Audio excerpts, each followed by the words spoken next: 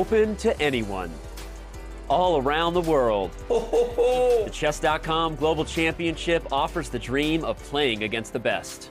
Whoa! And hey, have we mentioned there's also $1 million at stake?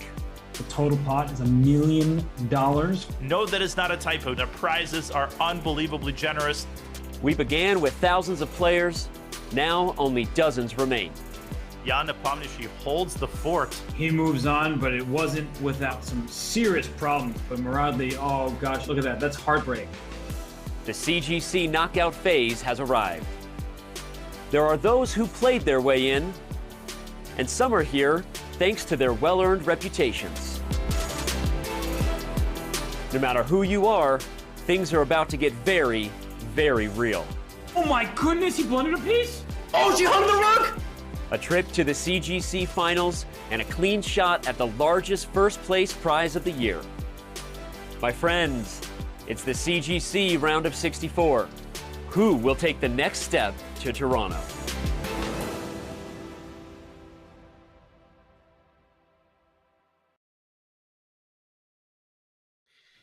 Good day, everybody. It's a lovely Saturday day here in Riga and also the place where James Gante is streaming from. We are very, very happy to be back with another exciting day for the 2022 Chess.com Global Championship. Your host today is FIDE Master James Gante, and I'm Gramster Art Connections. James, I mean, it's wow, what a great days ahead of us with so many matches to follow. Absolutely. Of course, lots of matches, knockouts, and a lot of knocking out to be done with some big guys, of course, as we all know. It's going to be a lot of fun to see with all this money on the line as well. I'm here commentating with you, and it's 6 o'clock in the morning. In fact, maybe almost 7. But actually, I'm always up at this time usually anyway. So it's going to be great. We're here with the chat. How's the chat doing? Arthur, I'm excited. Right, so once again, we have reached the knockout phase of the Global Chess Championship, or the CGC. Here you see, this is the format overview, single elimination knockout, because 64 players are battling out for a prize fund of about 1 million USD. The time control in the knockout matches is 50 minutes plus 2 seconds for every single made move. 4-game match. It's a rapid match. So basically the first one to score 2.5 points is going to win the match. And there's the Armageddon with a bidding breaks tie. Yeah, of course. This is definitely hard because the single elimination, Arthur, is like, that's it. You have one shot to make this happen, right? And it's very tough, of course, because anything can happen in these three games here. So 64 players. Wow. It began with 64. And now 32 players have been invited by Chesscom. What are some of those names? I saw Ivan Chuck. What was Chucky's here, Arthur? Chucky? Yep. He's here. He's going to be playing later, but not right now. So as you see, the top seeds are Hikaru Nakamura, Duda. He's going to play right now. So Fabi, Nepo, Giri, Dingaroni. And I mean, this list is huge. Actually, Vichy Anand recently already lost in round 1. And this means all of these matches are completely unpredictable. Yeah, in fact, my bracket's already busted there because I had Anand going pretty far. I was like, oh, Anand's playing? Yes, of course. But, fill out the bracket, get close to that 100K. And my dreams were shot in there. So, of course, it happens. As we see. But today's matchup, as we see a Group B with Duda and Gula. I'm not familiar with Gula as much there, Arthur. Right. He's a young Grumps from India, and India has produced so many great talents recently. It's not only, right, Arjunari Gaisi, it's Gukesh and Sarin and Pragananda, and Guga is just one of the latest additions. Something in the water over there. We got to test it.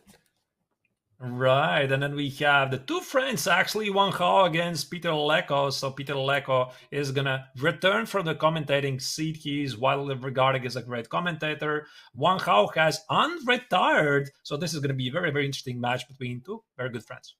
Absolutely, of course. That's nice to see him coming out of retirement to play. Of course, he had some health issues before him. Hopefully, everything is good now, so he's able to play here. And then we have Vidit and Sarana. Alexei has been definitely tearing up the field lately as well, but Vidit is no joke. I mean, you have two Indian players there. Something they're eating. I don't know what it is, but two Indian players here. The big heavy matchups. As you know, they just are a powerhouse team so far. Powerhouse country, that is. India has been very good, right? So look at the prize money there. Arthur, talk about that for a minute.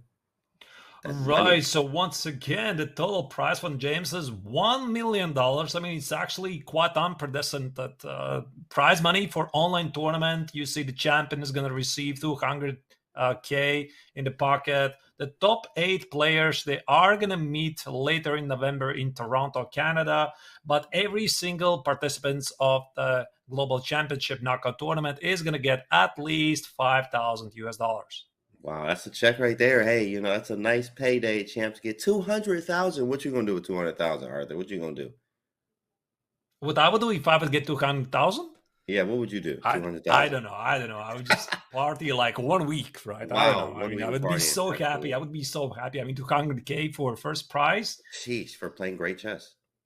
right? All you need to do really is just play some good moves, right? It can't be really Right, that that's difficult, it. can I it? mean, come on, right? Come on, Arthur. See, you should have played. You should have played, bro. I knew it. I knew. Yeah, I knew you would have won. But that's okay. That's another day. All right. So here, James, we are seeing the knockout tree. So maybe we can try to make some predictions. Of course, Shahriar Mamedyarov has already made it to the next stage. Who do you think who's going to qualify in the other matches? Duda against Guha, Wang Hao against Leko, and Gujarati against Rana. You know what? I actually think here it looks like for me, I would actually go with Duda with that matchup just because of experience of who I know. I've seen Duda play and not familiar with Guas as much. Wang Hao and Peter Leko, that one actually I do not know. I just don't know. Well, that's a hard one. If I had this, I think it's more like 51-49, maybe 51 going to Peter. Having World Championship experience definitely helps, but this is not that. This is definitely different. So it is a mix up there. The Serrana game, that could go either way as well. I've seen Serrana hit everyone. He's beaten everyone before. And also Vidit is in his next level in India. They get stronger every time they breathe, right? So it's definitely a shake up there as well. So, but Shaka is going to have to he's going to find out later on today who he's going to be facing. Right, and we also have the community prediction, and maybe we can very quickly mention over 10,000 people have decided to participate in the prediction contest to get the 100K for the perfect bracket. I also participated, James. Unfortunately, Vichy and Eric Hansen spoiled it. I mean, I was thinking they're going to play differently, so that's why I don't think I'm going to be scoring the biggest prize. And as far as I know, there's no more perfect predictions so far, but still we have over 10,000 participants. And if we mention very, very quickly, 91% predict that young Krzysztof Duda is going to win. 66% predict that Wang Hao is the favorite over Peter Leko, and 72% give the better odds for Vidit Gujarati against Alexei Serrana. Wow. In fact, let me actually take a look at that myself there. Yeah, 91% for Krzysztof Duda. Yeah, I can see that. I mean, of course, he is a favorite there. Wang Hao, 66, 72 for Vidit, and 65. Okay, actually for the rest. Wow. So yeah, that a huge one I think is obviously the Wang Hao and Leko. That's going to be actually really a shakeup, but at the end of the day, of course, it's going to be great chess, and it's unpredictable, like we mentioned before. Right. I don't even remember who I predicted. I think I predicted Wang Hao is going to win myself. Also, I gave a slight edge to Alexei Serrana because he's very, very good in these online tournaments. But of course, I mean, this is completely unpredictable. And I would say that from these three pairs, only young Krzysztof Duda is the clear favorite today. Yeah, that's correct. Of course, he's actually seen him. He's beaten. What did he win? A Grand Swiss? Is that what he won? What did he FIDE World Cup? Something he won. You mean Wang Hao, right? Wang Hao. No, not Hao. Sorry. Right. Wang Hao won it too. Yeah, he won it in 2019. One of his, I mean, not one, but arguably the greatest achievement of his career. He won it in 2019 ahead of Magnus Carlsen and Fabi Caruana and all of the best players in the world. So that's pretty amazing. Yeah, 2019 didn't know that actually. I was only familiar with Duda's recently actually here. So, wow. Well, that's a big lineup there. As you see, 26-69 Chesscom Rapid, 27-10. Leko is no joke out here. No joke, as you see here at Group C5, Group C4. I mean, very close, very close. What's styles here? So I've seen a lot of Leko. I know Wang Hao is very aggressive. I like that kind of chess as well. What do you think we're going to see here? Not really sure. So Peter, I think, is widely regarded as a fine positional expert, and he's also the former World Championship challenger. He was playing against Vladimir Kramnik. Oh my goodness, I don't remember which year was it. It's been some time already. Van Gaal himself, after winning the Grand Swiss back in 2019, he was playing in the Candidates tournament, didn't play really so well, but these are really the best players in the world, and apparently they're very good friends. It's going to be fun. I would actually say it's sort of a clash of styles. Maybe Van Gaal is going to try to play a bit more aggressive, and Leko is going to rely on his positional skills. Absolutely. I believe Wing Hao is going to go for aggressive. It's just I've seen a lot of time studying lots of tactics. His name kept popping up. Wing Hao versus Hang Wing Hao. And it was always very strong tactics, in fact. So tactician there. I think Leko has a little bit of everything. I love his universal style. And even the games against Kramnik. So it's going to be nice to see. Look at him in a suit. You see him ready to go. He's at home, right? Maybe wherever he is, but he's in the suit ready to go. This is what I love about Leko. I just love it. I mean, he's always in a suit. I mean, doesn't matter if it's 40 degrees Celsius outside. He's always sitting in a suit. He's really a true embodiment of chess gentleman. I'm a big fan. He probably showers with that too and sleeps with the suit every time. Got to have a suit every time. That's amazing. I like, because you're right. Every time I've seen him, he's had a suit on. In fact, so pretty sharp. The boys look ready to go here. We got some nice games, in fact. So the match is 2.5, first to 2.5, correct?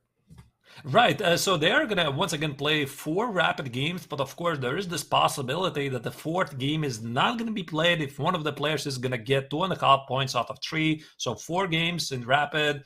Again, the winner of the matches, all 3 matches, going to qualify for the last 32. Again, they have a chance to get a double prize money because, again, the last 64 they get $5K US dollars. Last 32 get 10K. So actually, this is a match for extra 5K and then some more. And the game has started. Game has started. E4 for the score. Let's go, man. Let's go. It's got some good E4 there. So Van Gaal plays with white, and all of the other 2 matchups are going to start in a couple of minutes. So first, we are going to follow the first match. All 3 matches are going to be played simultaneously. Only the second and third match is going to start in a couple of minutes. So we have Roy Lopez. Yeah, Roy with Bishop B5. Of course, let him think it out here. He's like, what do I want to do? You can go obviously so many ways here. Roy-wise, I mean, I would play A6. It's very standard. That's my favorite. Yeah, there it is, A6, right? Let's just see where he goes. There's so many ways you can go, obviously. Chat, this is still theory. All theory.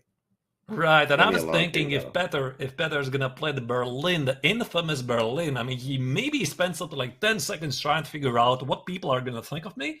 If I'm gonna play in this amazing tournament, the Berlin variation, which is notoriously known for many drawing lines, but still A6, Bishop E7, this is more combative continuation.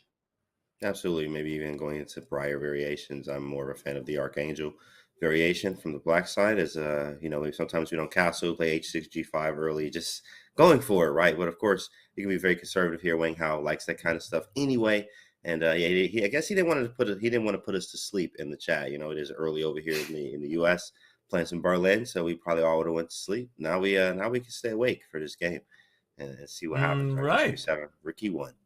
Rookie one. This is, of course, mainstream theory. Now, short castle, this is an invitation for the Marshal. H3 is the declination of the Marshal. So once again, instead of H3, if here white had played, let me just go very quickly, C3 with the idea to play D4, black very often plays D5, and that is the reason why black castle short and not plays D6 immediately. But as you can see, Van Gaal was not in the mood and decided to discard it and played H3 and D3, which has become quite popular lately.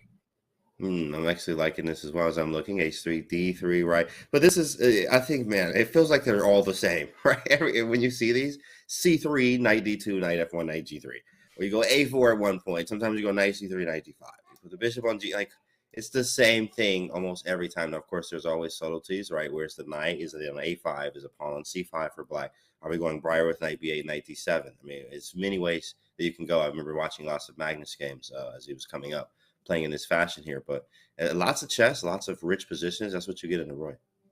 Right, and also one of the big ideas here for black, he's threatened to play knight a5, capture this Ruy Lopez typical Spanish bishop, so white needs to do something about it. Is it either c3 or a4, as you, James, already mentioned, maybe a3, but normally white tries to address this problem and deal with knight a5. Actually, you know, I'm looking here, maybe there's this bishop d2, which has become quite popular idea lately, but no, Mahal plays a3, and knight b8 is immediately respond. Knight b8, sort of Breyer like Roy Lopez here variation, which I know Magnus was a fan of. I think Spassky as well from the black side was very nice with this. Very good Breyer player. He was just good at Roy, period. But knight b8 and also knight d7's coming. And we just play, oh, there it is, knight b2. Yep, same stuff. Yeah, this is just, I mean, this is still theory, right, Arthur? I mean, they can go another 20 moves here. Right, easily, James. And also, it's quite amazing, right, that this knight b8 has considered to be one of the cannon moves of the Ruy Lopez for black, because you can't help but feel, why can't I just play knight a5, bishop a2, and c5 and be very aggressive? But the theory has proved that this knight on a5 is slightly disconnected from the game, and even if you play knight c6, this knight is not really good there, so that's why black is willing to waste 2 tempos, put the knight on d7, where it is standing just a little bit better than on c6. All right, and we have got an award that all of the other games have started. Let me just try to find them. Chat says Peter got his game face on. That man. All right, yeah, I got it. Absolutely, Chato. I see you. Correct. He in there in the zone. Why would be too? If you got 200,000 on the line, you know, I'm gonna lock myself in that room, and only me is coming in and out of it. Right. It's right. It's a lot on the line there. What game is this up? This is young Krzysztof Duda playing against Mitraba Gucha. I mean, to be honest, I haven't heard much from Gucha really, but it's not really a big surprise because India has produced so many young talent lately, and Gucha is one of them. He's about 20, 21 years old, already a grandmaster, and India is just producing these amazing young talents, and it's really exciting to watch it. So we have some sort of a French, very sharp line. Absolutely. French here with Queen G4. I am a fan of the white side of this, but I do know that India, I mean, it's insane what they're doing over there. I know Kramnik was over there working with them, and also Anand. So I do know that having 2 world champions work, I know what's going on over there. I just got to spend a good 6 months over there and then come back, and, you know, we'll see what happens. But they're definitely producing some powerhouses, as we see. This French is very, very combative, as you would see in many other Frenches. You would see like stuff would be bad. The bishop is still bad on c8. Usually I like to play the queen b6, bishop d7, bishop b5 if we're going to play French because of the bishop here. But there's also dynamicism of c3 pawn hanging in many lines. I think white actually has the most fun in these lines, but black, if he can stay solid and using the pawn breaks as he's doing right now, he should have a good game. We'll see. All right, so this is one of the common themes in the French defense, the Wiener variation, e5, c5, a3, bishop c3, b takes. So white is willingly ruining his pawn structure, but he's relying on some dark square weaknesses at the king side. So maneuvers like queen g4 are very common. Queen c7 is not the most common move, really, but it makes sense because black immediately applies pressure against white's queen side. Queen g4, very aggressive, countering the pawn on g7, f6, and now indeed, players are thinking it out. Yeah, white's a move here, actually. I was just going to say, just knight f3 is just natural move to make. C4 played very quickly here. So what is the theory? Yeah, this is tough because the bishop doesn't get out. What's the theory here? Do you know? I have no idea because this is not really the mainstream theory. I don't remember Queen c7 f6 after Queen g4. I mean, these lines very often not play like this. A4 though is a very common idea because bishop a3. I mean, the first thing I'm thinking about is the immortal game of Michal Botvinnik against Jose Raul Capablanca, right? Is bishop a3 sacrifice, and then the queen got completely in a destructive move at the king side. So this bishop on a3 is unchallenged because black is missing the dark square bishop.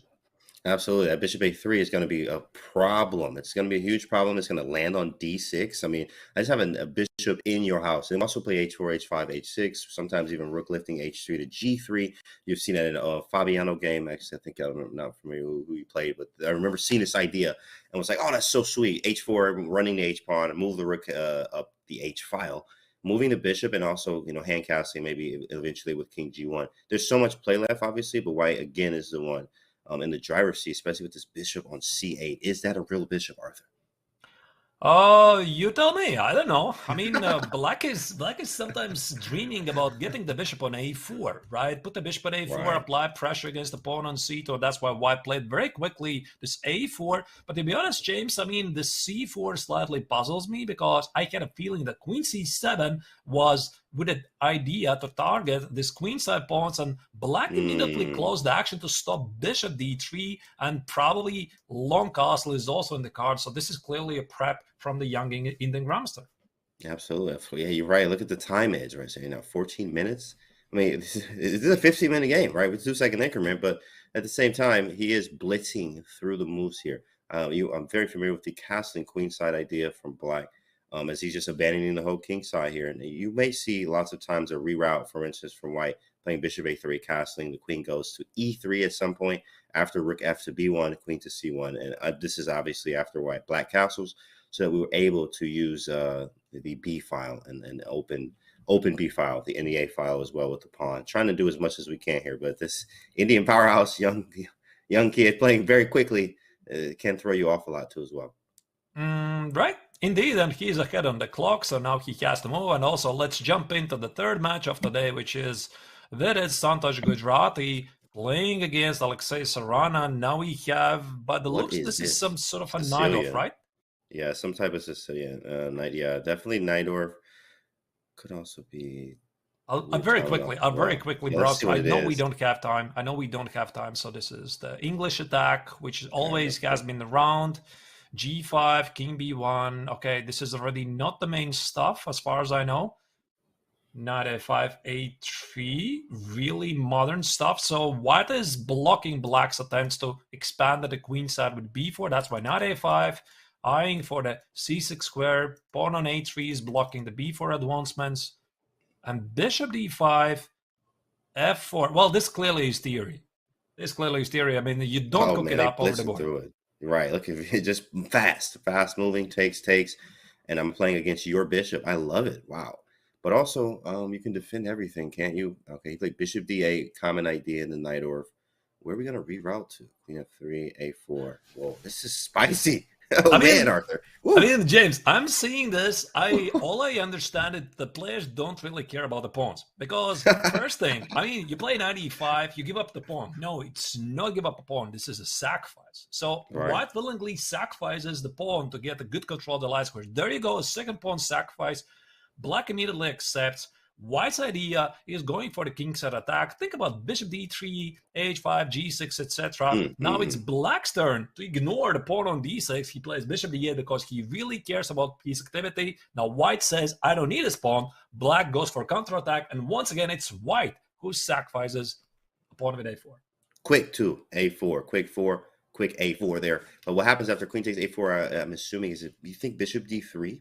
Most accurate, or I mean, we got to get this bishop out, right? Or do we take on? I was thinking bishop c4, actually stopping b3, but maybe you're right. Maybe bishop d3 is also more. I'm slightly afraid of b3 here. Yeah, b3 is annoying, right? So bishop c4. All right. Yeah, so this a4 actually kind of makes sense because you're closing the queen side, and I don't think you want to play something like a takes, queen b4. There's some issues. I mean, you don't want to weaken the king. Here come everything, right? He sacked how many pawns here, right? Chat says Vidit sacks 3 pawns just to get this position. Hey, it works, right? We're learning something here. Remember, all this is always, as you watch these high-level games, chat, you can always learn something from here and use it in your own games, of course. So I love what's going on. Maybe a4, queen takes, which did happen. Bishop c4 is definitely the movement, which is played. Nice. So now we do have the idea. We could also play, who played this? We've seen Karyakin do it, and also Tal in a famous game, g6 and h5. But I mean, it opens it up. Yeah, it opens it up, but it's not. If it doesn't work, it doesn't work, and you might be in trouble. But it is there. G6 H5 is a possibility.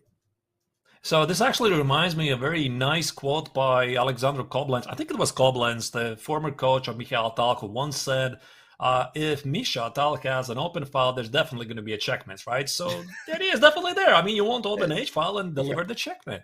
Exactly. I like G6 pawn takes, H5, and maybe even rook D to G1. And who's mating who? It's also the opposite color bishops here. The dark square bishop is not hitting anything. What is it even doing there? If you take it off the board, it's going to be the exact same position. So the bishop is actually really bad here versus the counterpart of the. We could try to move it. For example, bishop B6, G6. I love this idea, James. H takes, H5, and G takes is suicide because Queen H5. That is definitely a mate. Right. Start a new one. And if you play G5, I can play H6, G6, and even if there's no mate, I'm so scared to play this. Rook D6. Absolutely. Oh, Rook D6. Oh my goodness, this is a family channel, right? This is getting very nasty here. Wow, amazing. Yeah, this is a lot. This is spicy. This is definitely a prep by Vidit because he's 30 minutes on the clock. I'm sure he's seen this position or at least something very similar before. I love it. Maybe let's jump back to the first match because we have 3 games in parallel, which is once again Peter Leko against Wang Hao here. Do we have any more moves? We do. Oh yeah, this is still theory. It's just like, oh man, you know how long this is going to be. A long one. We know this, Arthur. This is going to be a long game. I like white position, to be honest. I mean, I'm looking at this. Maybe it's not much. I see the bar obviously says the position is equal, but I feel that white has some pressure because white has 3 minor pieces positioned at the king side. I mean, maybe not much at the moment. At the right time, there might be ideas like d4, e takes, knight e4. The pawn on c6 is slightly vulnerable. Let's say I play d4 right away. What do you play? Right. Let's say take it. Yeah, take, right. Take. Right, and something like queen b6. So let's say queen something. Queen g4. I'm definitely liking white. It's just, this is just, he has activity. I have to go knight f6 with tempo. D6. Queen f5 make a hole. Maybe something like this, you know, you start to see F3. ideas like this. Knight f5, bishop h6. I would be really scared, and I don't care what the bar is saying. The bar says black is slightly better. Oh, come on. I mean, I think white is easier. Absolutely. Easier to play, right, which is practical. C4 played, opening up the line for the bishop, maybe a bishop c3, attacking the weak key pawn, in fact, and making some holes, maybe trying to make a concession, f6, make the light squares weak, the dark square bishop bad. Very nice move, I think. C4 and bishop c3 is now played. This really makes sense. He's pressure. Queen c7.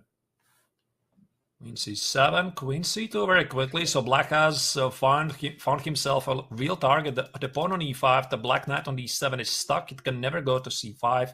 White has some easy moves like rook e2, rook e1, applying more pressure. Right. This looks rather uncomfortable for black. Absolutely. In fact, yeah, very uncomfortable rook e2 and doubling the rooks.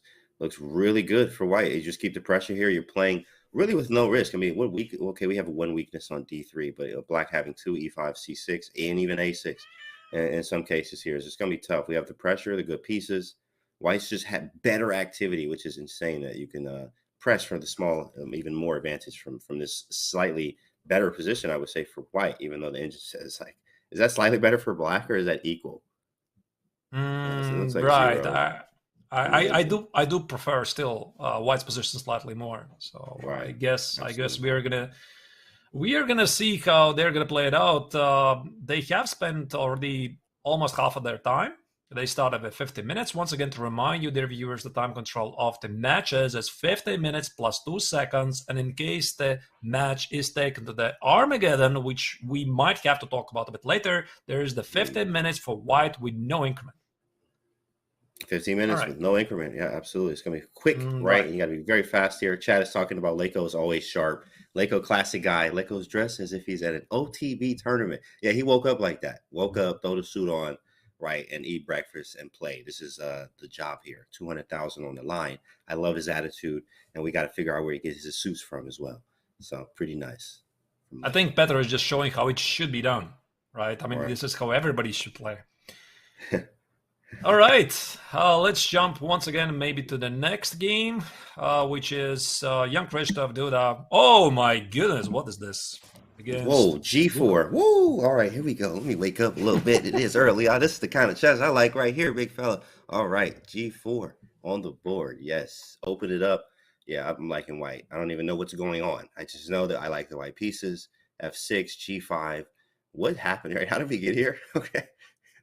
Black decided to go for a counterattack. G5 makes sense, right? G5, knight f3, knight f5. The queen on h3 slightly disconnected, and black says, hooray, let's play h5 with g4 threats. Now white has really nothing else to do than to respond with g4. H takes obviously is impossible due to the pin on h8. And he takes an f6. Yeah, I think he missed it. You see, I mean, you see the time deficit right now. Remember how much time he was up, right? So if him having so much time less now, he missed something. I don't know what he missed. He's moving quickly, but might have been just g4 here. That's what he missed. g4 looks very serious. What about knight h6? If I still insist on the threat to take on g4, what happens? Ooh, that's a big boy move from a big fella. What about pawn take, knight takes g5? This is so annoying, huh? Wow. Queen g2 doesn't work. Pawn takes. This is insane. What actually do you... Why does he not just play knight h6? I mean, I guess you take on h5 with the queen. Yeah, and when I win the pawn, how do you actually get it back? It's not that easy, right? Queen takes, pawn takes. I know this is a threat. This is actually a free pawn, right? Correct. Queen takes h5 is probably it. g4, knight h4, yep. Takes, knight g6. And then come back around. Pick up the pawn. White is definitely better. Right. White is definitely better here. And I can't help but feel that this entire sequence of g5, knight f5, h5, it looks very tempting, but it maybe was slightly prematurely. Yeah. And he should have played something else like, I mean, knight e7, of course, is normal, but bishop b7, long castle. I think this was the original idea by Guha, and he just decided to go for it. And now this just backfires. Oh, man, he just tried to blow Duda off the board here, and it backfired, in fact, by a lot. In fact, castling queenside was correct. Oh, we have a move, knight h4 happened. Pawn takes played very quickly. And Duda, you see how relaxed he is and comfortable, just chilling. You can tell from the body language he understands, yeah, you messed this up. This actually reminds me, James, yesterday's body language of Shakhriyar. Did you watch it? I mean, I did. when he was playing his match against Golovov, I mean, he was so relaxed, so refreshed. I mean, just chill. Hey, unbelievable. Can you bring me a drink? Yeah, thanks. Yeah, give me a drink. Let me get one of those. Appreciate it. No stress at all. So this is how they play. And now also young Krzysztof, I think he knows there's no danger to his position. He's the one up a pawn, and probably his gut instinct says that black's counterattack with knight f5, g5, h5 was too much. It's getting crazy right now. e5, what on earth? I mean, obviously he's hitting the queen. So you just queen takes g5? What are we missing, Arthur? I think it's a free pawn. Okay. So just take it. This knight is under attack. Sure. You have to take it. Take it. Take. You take on d4, I take on d5. Oh, but there's a lot of things hanging there. Bishop d5 at least. Absolutely. Bishop e6, and I don't understand what happens after bishop e6 yet. But we just... There could be many moves. Even just take it, and the c6 on d4, so... Sheesh. That looks great. Long castle, bishop f4, rook b1, something. White has extra pawns, although the kings are weak. Right. This could be one of the lines, really, but queen g5, by the way, all of this has been played already, but e4 and bishop e6 was chosen by the young Inagramster. And then bishop f4 here. I just play a very quick bishop f4. Is there anything I'm missing? I can also play bishop e5 if you try to attack the pawn to keep the pawn there and just keep my pawns. Bishop f4 seems very strong. Unless maybe we also have a rook g1, but he can take on h2. It's possible. Bishop f4 definitely just seems like the best or one of the strong candidate moves. So I think black's plan is quite clear at the moment. He wants to play a long castle, rook d to g8, and then try to get to the white king. But still white has two extra pawns at the moment. One is on f6, second is on h2. He has a beautiful bishop.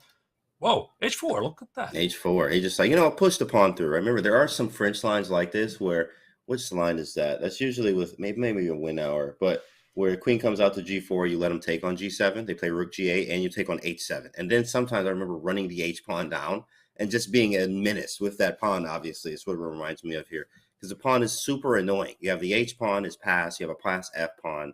And now castling queenside, we kind of had to go for this, as you mentioned before, with this now playing rook d to g8. Taking on f6. Oh, bishop g5. Psh. row. Wow. I was thinking actually queen g7 made a lot of sense, but maybe black is not obliged to trade the queens. But queen g3, as you said, James, prepares bishop g5.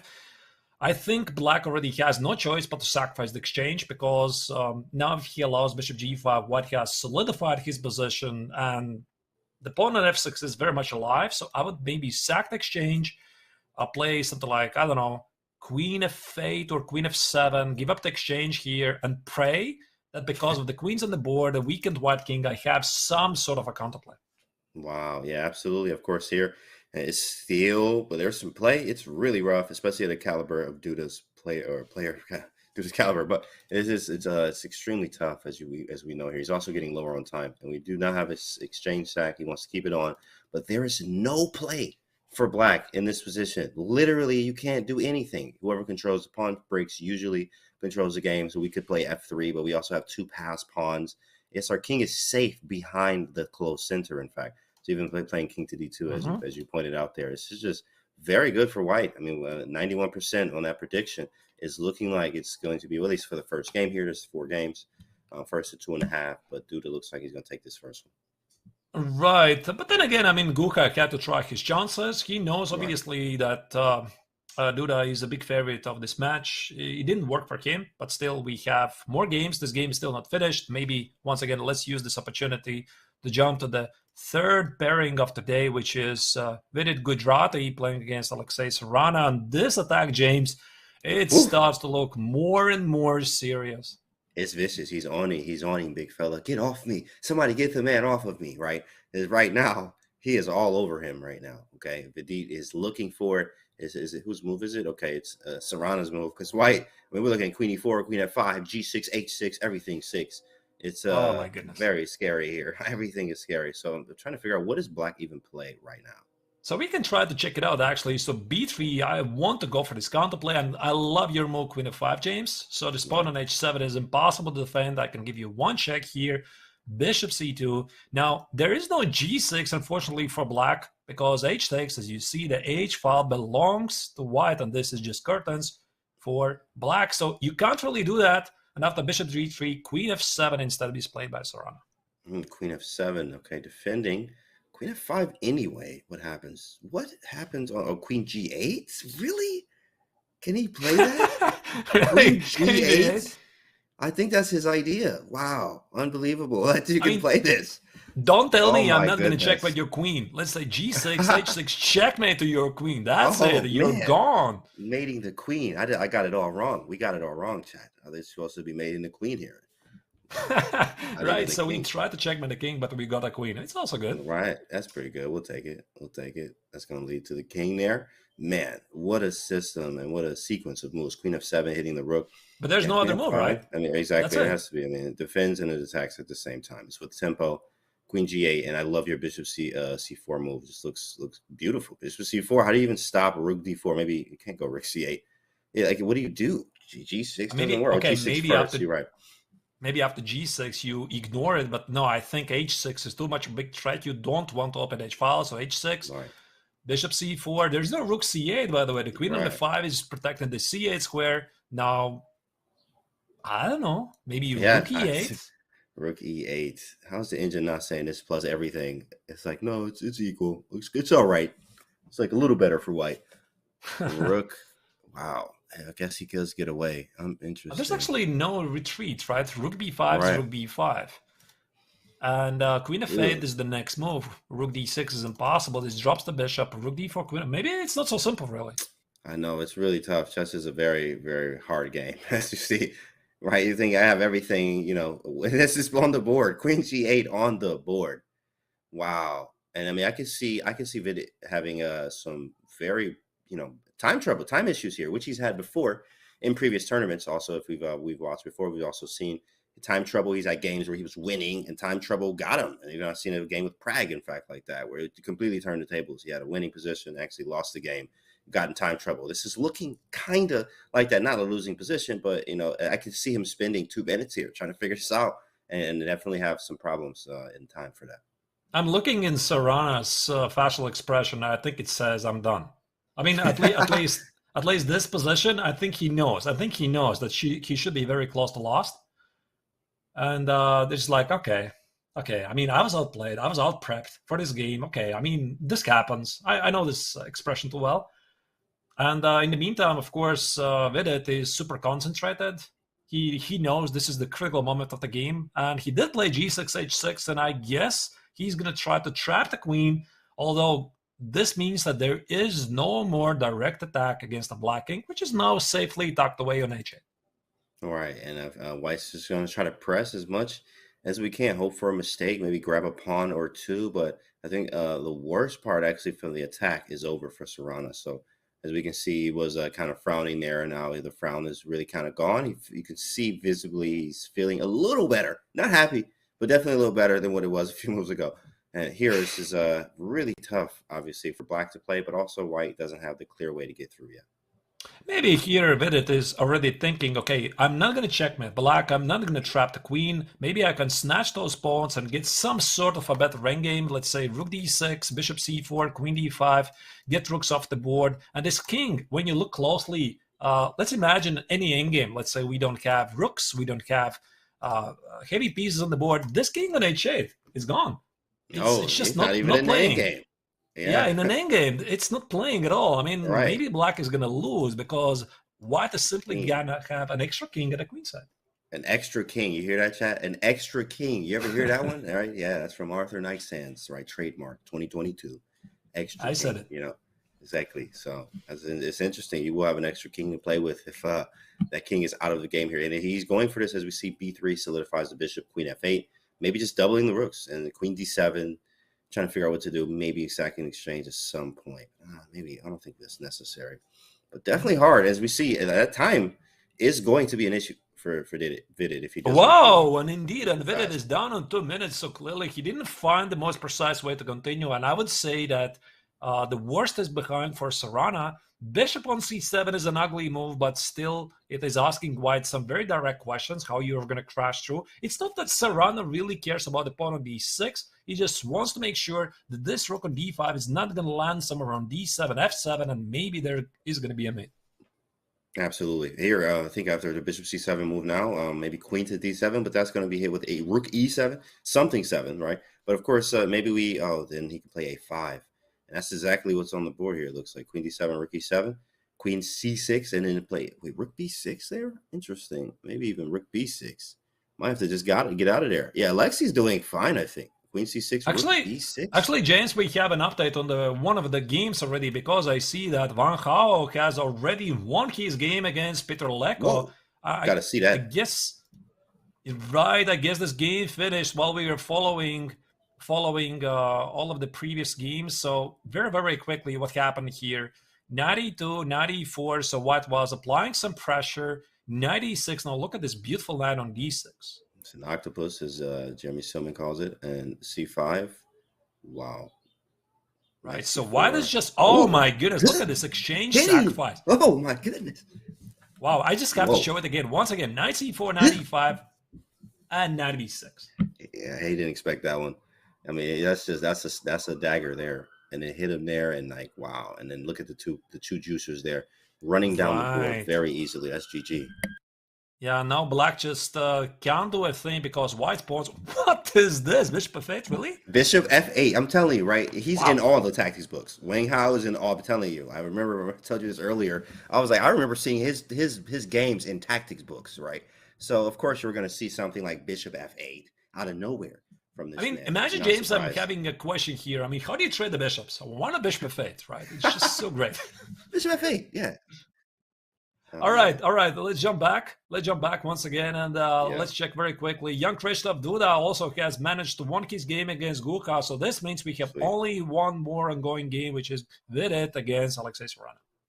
Yeah, actually here, this is Serrano's game, huh? Rook d6. I mean, rook e3. Oh, he has 4 minutes to 42 seconds. Look at that time difference. Yeah, I knew this would happen. I mean, obviously you're trying to press, so you're going to use your time. And he could find it, and now he's in time pressure trying to figure this out. We may have a sacrifice on f6 at some point. Don't think he's ever going to allow that, but if he a4 on the board, queen d4, queen e7. But actually, rook f6 sacrifice is definitely a motive, James. I mean, rook f6, g takes, g7, rook g1, and you always need to make sure you're not blundering a checkmater, because the obstacular bishop is widely regarded in attack as an extra piece, because this guy here on c7, it cannot protect the light squares. As you see, he's only protecting one pawn. It looks like he has a c7 pawn, a big one that is, and it's just sitting there protecting the pawn. But black is trying to make whatever he can happen, especially with the a4 pawn, rook on e3, attacking b3. Queen is now attacked. What do we do? So, a4 is hanging too. Right. Not sure if this was not if this was intended by Serrano, because bishop b5 just wins the pawn back by force. So actually, you know, looking at this position, black is up 2 pawns. So Gujarati sacrificed the 2 pawns to get a very good control of the light squares. Serrano accepted. Now the attack has winded down. There's no attack.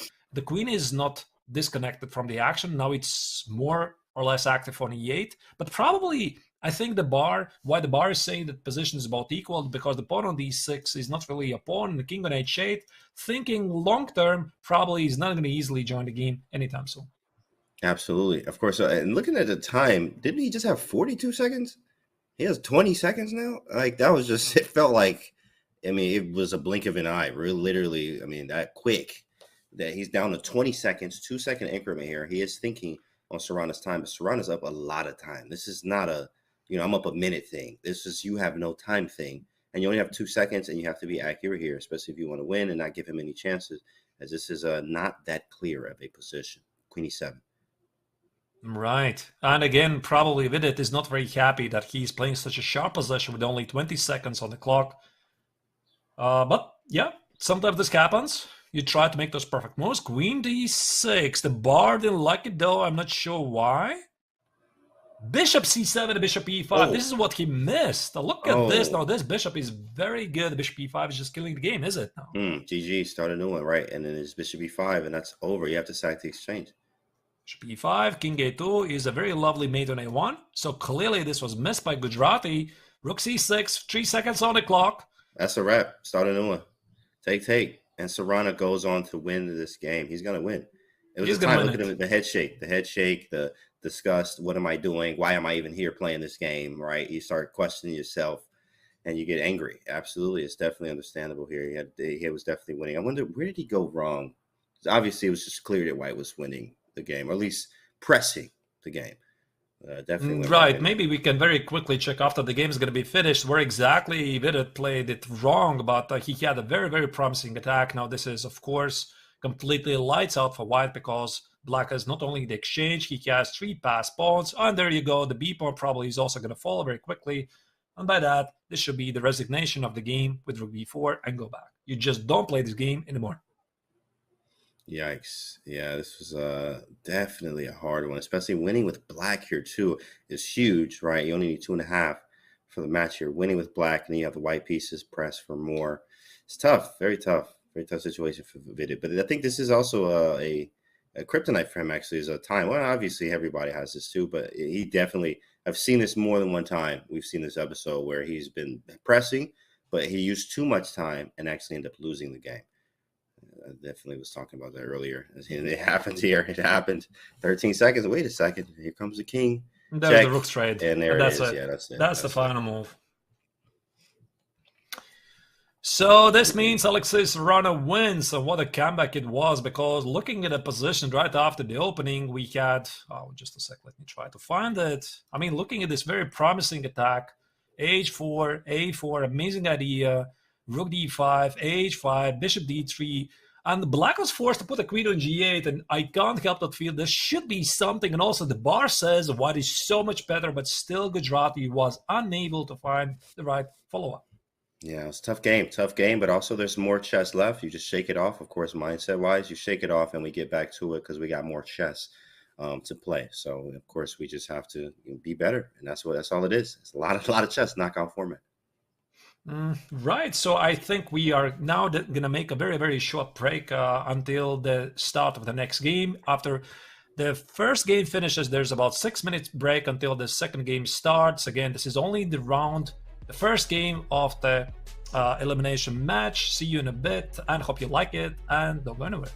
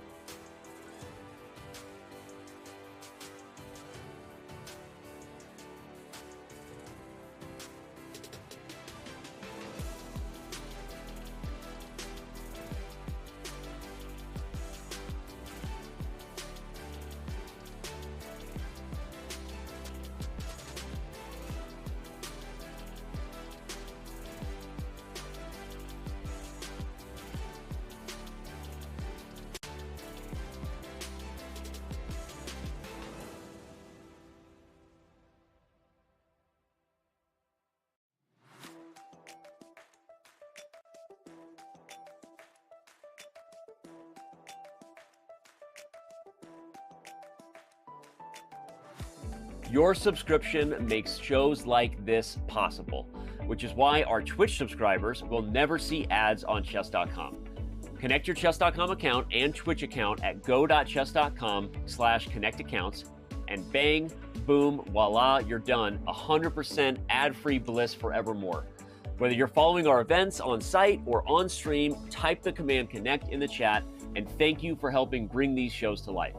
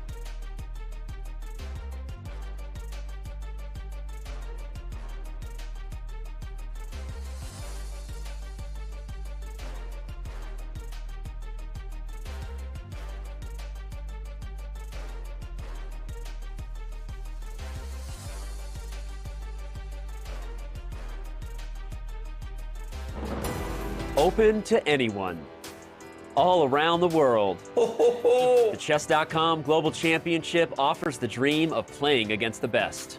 Whoa! And hey, have we mentioned there's also $1 million at stake? The total pot is $1 million. No, that is not a typo. The prizes are unbelievably generous. We began with thousands of players. Now only dozens remain. Jan Nepomniachtchi holds the fort. He moves on, but it wasn't without some serious problems. But Muradli, oh gosh, look at that. That's heartbreak. The CGC knockout phase has arrived. There are those who played their way in, and some are here thanks to their well-earned reputations. No matter who you are, things are about to get very, very real. Oh my goodness, he blundered a piece? Oh, she hung the rug! A trip to the CGC finals and a clean shot at the largest first-place prize of the year. My friends, it's the CGC round of 64. Who will take the next step to Toronto?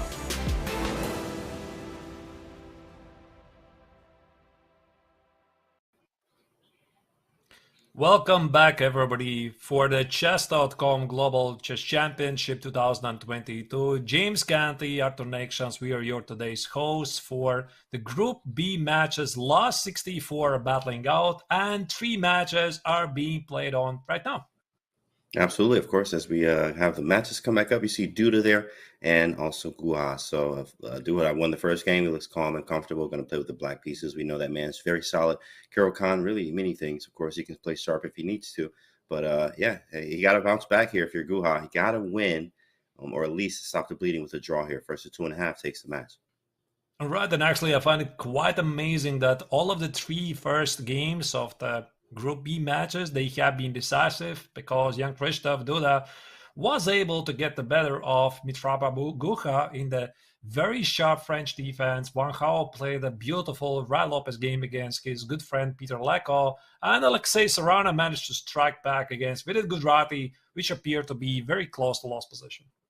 Absolutely, yeah. That was a tough game there. Najdorf, man, you never know what's going to happen in those Najdorfs, right? You're thinking you're losing, and then somehow you win or you draw the game. That's just Najdorf Sicilian for you, in fact. I know personally. So definitely a very, very hard, but Rolls Royce of the opening is what they say. So very good game from Serrano here. And now we're into Duda's game, where it's an English here. In fact, you have a lot of experience with this, having the course out, actually C4, E5. Is he following the course right now, or is he not? Right. No. But here's the thing, because after E4, I do believe myself that Bishop C5 is the strongest combination. Mm-hmm. But after Bishop C5, this is what I carefully analyzed. And after Bishop C5, Knight E5, Knight E5, maybe I can show it very quickly. This is the main theory here. D4, Bishop E4, D takes, Knight E4. Now White has numerous moves here. Queen D3, Queen D4, Queen F3. Black is doing all right, but I think the reason why Duda is not going there, because sometimes these lines lead to forced draws. Sometimes. I mean, if White is not really pushing very hard, there are some lines which lead to a draw. So that's why this Bishop B4, I think also in the professional circuit, is considered to be slightly more ambitious, because Black perhaps accepts slightly inferior position, but there is no forced repetitions immediately. Interesting. Taking it into just, hey, I want to play for more. And as we see, White does have the space advantage, but Black is developed. And of course, castling, maybe we can just play very solidly, as Duda is very good at playing, obviously, a universal style, but definitely, I think, more solid. I've seen a lot of solidity in these games. So definitely having pieces out, developing, following the principles, solid structure, nothing wrong with this position. Just slightly worse, as you say, because of the space. I'm really puzzled, James, because it's amazing how the modern theory moves on, because I'm looking at this position and all I see is a great weakness on D4, because now Black should... Right. Pretty much automatically, if you'd open any classical book, let's say Bishop F3, Bishop D3, 94, and probably the author would say Black is slightly better because he controls the D4 square. I mean, there is no reason to weaken it just like that. But there we go. We are in the 21st century, and suddenly it's more than that. It's the two bishops, it's 94 ideas, and that's why, for example, why the bar says here, White is actually slightly better. Yeah, interesting. White is slightly better, especially with that space. You can always maybe play something with D5. The flexibility, the options are there. And I think having lots of options give you lots of, obviously, possibilities to do things, and lots of possibilities for your opponents to go wrong and maybe not choose the correct plan. So very, very simple, I think, so far. A pretty easy position. And I think I would actually take White, obviously. And this is what's happening. Bishop F3 and Knight going to D4. And out of the books, right? And White has a slightly better position due to this debate. That's so funny, bro. And that's exactly what's happening here. Right. So, I mean, White claims that the weakness on D4, it's not much, and Knight A4, so we exactly predicted. I think Knight B6, probably Black doesn't want to allow. For example, let's say I'm going to make some null move like H6, Knight B6, take it, Bishop D4, take it, and Bishop E2. I think this kind of position should be better for White, because I'm going to have a pawn storm at a king side. The pawn on D4 is slightly... not allowing Black to combat this opponent once, but at a king side. So that's why I think after Knight A4, Black has to do something. Duda played very quickly C6. C6, very nice. Not damaging the structure. As I said before, he's a very solid. I've seen a lot. Even the time where he was beating actually Magnus Carlsen in a game, he actually was really like, he was winning, and he went the solid route instead of going the wild route, which he was supposed to do. Sometimes it's tough to do that and go for that. Even like Karpov had the same thing. Games, he would be winning, he would draw, right? Just solid, just stopping what you're doing. And we can see that here with Duda here. Takes with the A pawn after playing C6. Wow. I was not expecting that. That is strange. Now, that is really strange. I don't understand that. This is so weird. Just a second. What was the idea? Because I felt that he played C6 to recapture the queen, right? What? So Knight B6, why not Queen B6? Why did Duda suddenly decide to take with A pawn? Because now you said, James, C6 kind of doesn't make any sense. So, for example, Bishop D4, E takes, and this is the position I was suggesting that White is better, but Black has included C6, which is difficult to understand what exactly it gives for Black. I don't understand either. I mean, I think C5 actually will be played, as you mentioned, Bishop E2, F4, Pawn Storm. Black can play C5 and defend it. He's rerouting the knight. I mean, this is, White could just press forever, I think, here. It feels like White absolutely has the advantage. All right, so while they are battling it out, I definitely would evaluate this position to be slightly better for White due to this Bishop G4, F4, some kingside attack possibilities. There's other of the games have started as well, so maybe let's jump into the second game, which is Alexei Serrano with White against Vidit Gujarati. What do we have here?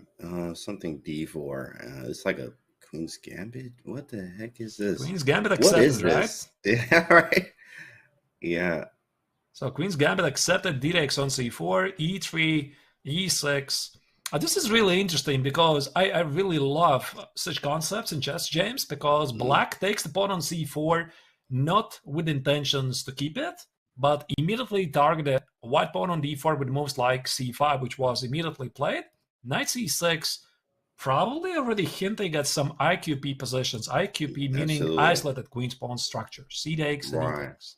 Yeah, actually, I'm a fan of the IQP myself. I do like sharp positions. I mean, I love anything tactics, right? My grandfather Tao taught me very well, right? With that being said, of course, you know, it's you see this a lot from the Panov-Botvinnik and the Caro-Kann structures, where pawn takes d4, you have some type of transposition into a Panov-Botvinnik, but the bishop's misplaced on c4. So you have to actually go back to d3, which causes a tempo loss. In fact, where black can really consolidate if you don't play a3, because knight b4, knight goes to d5, b6 happens, bishop b7, and black's just cooling, chilling. There's also an idea in the exchange Caro-Kann now that Shaq played, which is knight e7, knight g6 after the bishop goes to d3. So you have to be very, very careful of these ideas and like having the IQP. It may not work if this man understands everything he has to do, which I'm sure Vidit does. Right, so I would probably play, if I was Saran, I would play something like knight c3, and since Vidit, he has to strike back because he lost the first game, I would not be surprised to see the IQP with something like c takes, bishop e7, or we could see actually some of the best grammars in the world showing how IQP should be treated today. Absolutely. This is going to be nice. I get to see this from both sides. It's free lessons right now. I know what happens in both sides. So we got to see. This is going to be a nice game, Chad. Definitely pay attention, of course, for the IQP structure to understand how to play against it and also, you know, maybe how to play with it. Both sides here. It's going to be very nice to see how this game heats up. And also the third game has started between Peter Leko against Van Gaal.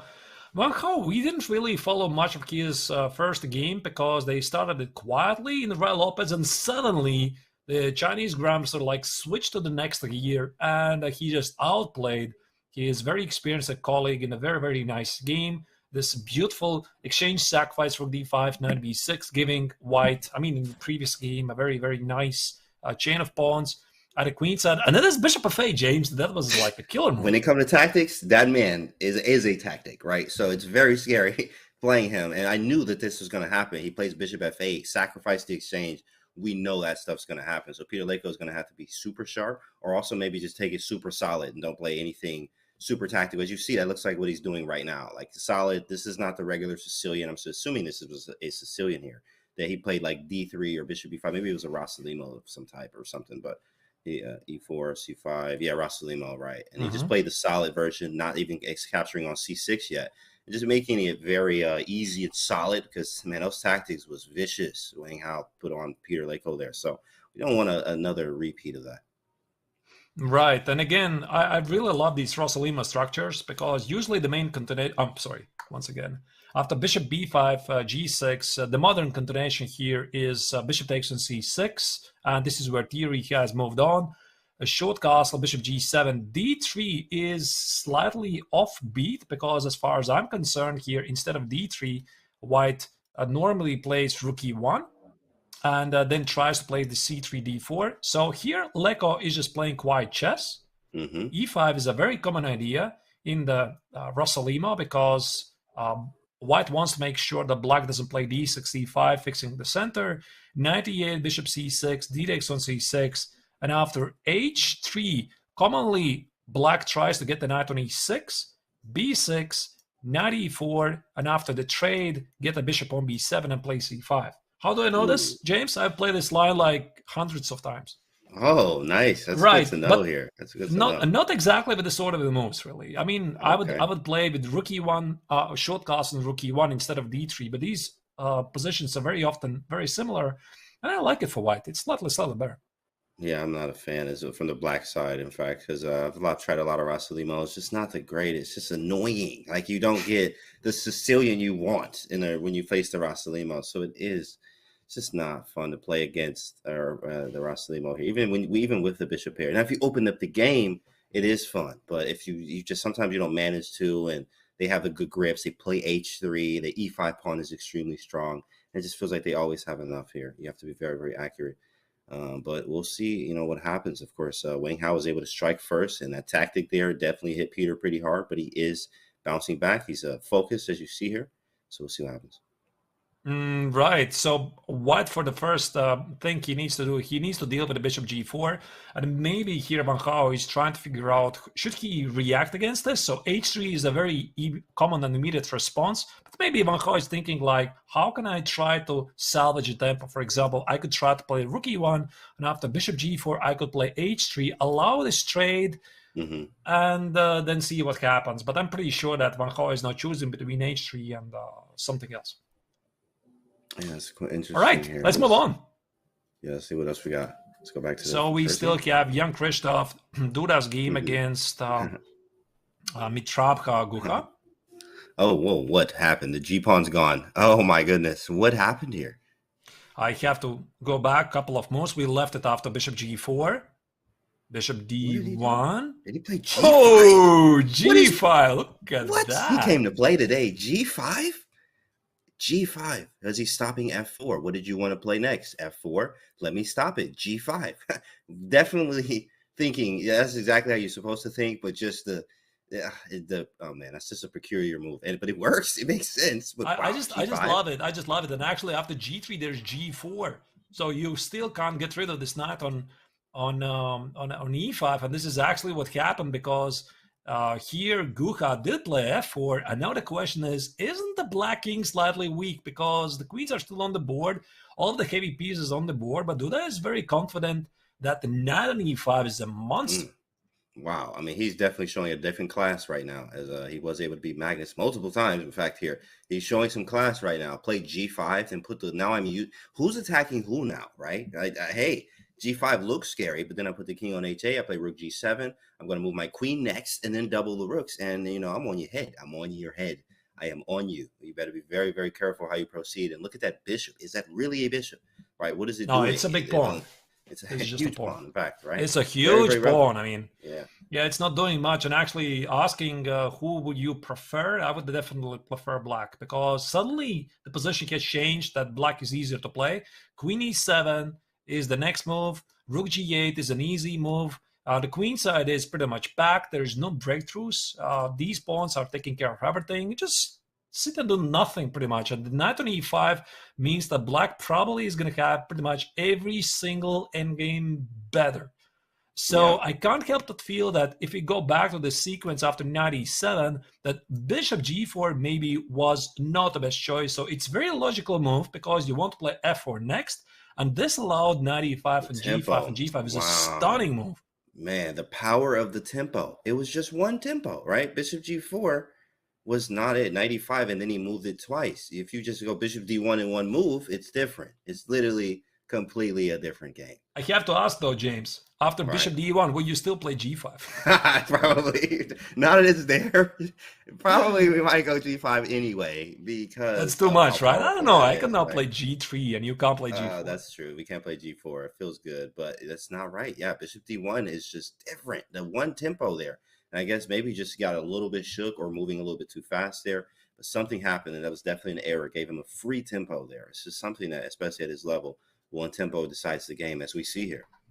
Right. So now Guha has played bishop e2. To be honest, I slightly didn't understand this resource of bishop d1, why the bishop was belonging on d1 and bishop e2 immediately. But I think that Jan Christoph definitely knows this position. And maybe if we go back to the moment when he did play c6, this was perhaps a provocation. He did provoke white to do this. I mean, knight b6, a takes, bishop d4, e takes. I would assume that probably young Christoph has either analyzed something very similar, or he has played something similar before, and that's why he played this very weird sequence.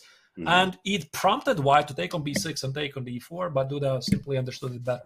Yeah, he understood it better. I mean, just understanding those positions, even in some of the strangest positions in the world, if you have the better understanding of your opponent, I've done it before, I've seen it before, right? It's on you to find the most precise moves. That's the power of obviously studying and using home prep as well. Queen h4 was a big fan of this move. Queen h4 is on the board now with doubling the rooks and sacking possibilities if you try to play g3. I don't think you're going to be able to get away with that one after the double row, right? Sacrificing, and we're mating somehow. So definitely pressure is on white. I think he's going to play bishop f1. I don't know. That may be for bishop e2. Yikes. Yeah, but this bishop is bishop d1, bishop e2, bishop f1. It's really looking the role. What is it supposed to do in this game? And while Guha is trying to figure it out, let's jump to the next game, which is Alexei Sarana against Vidit Gujrati. And this is not the actual position. Just a second. The actual position is this one. Oh, there we go. Wow, we are on queen f3 here. Okay, nice. So we got rid of the ISO pawn. A bishop, I think white's just pressing, right? We have rook c5 at some point, but we got to be careful. Obviously, rook's hanging, so I mean, maybe just equal, right? Maybe just equal. Wow, this is black's better, actually. They like black a little bit.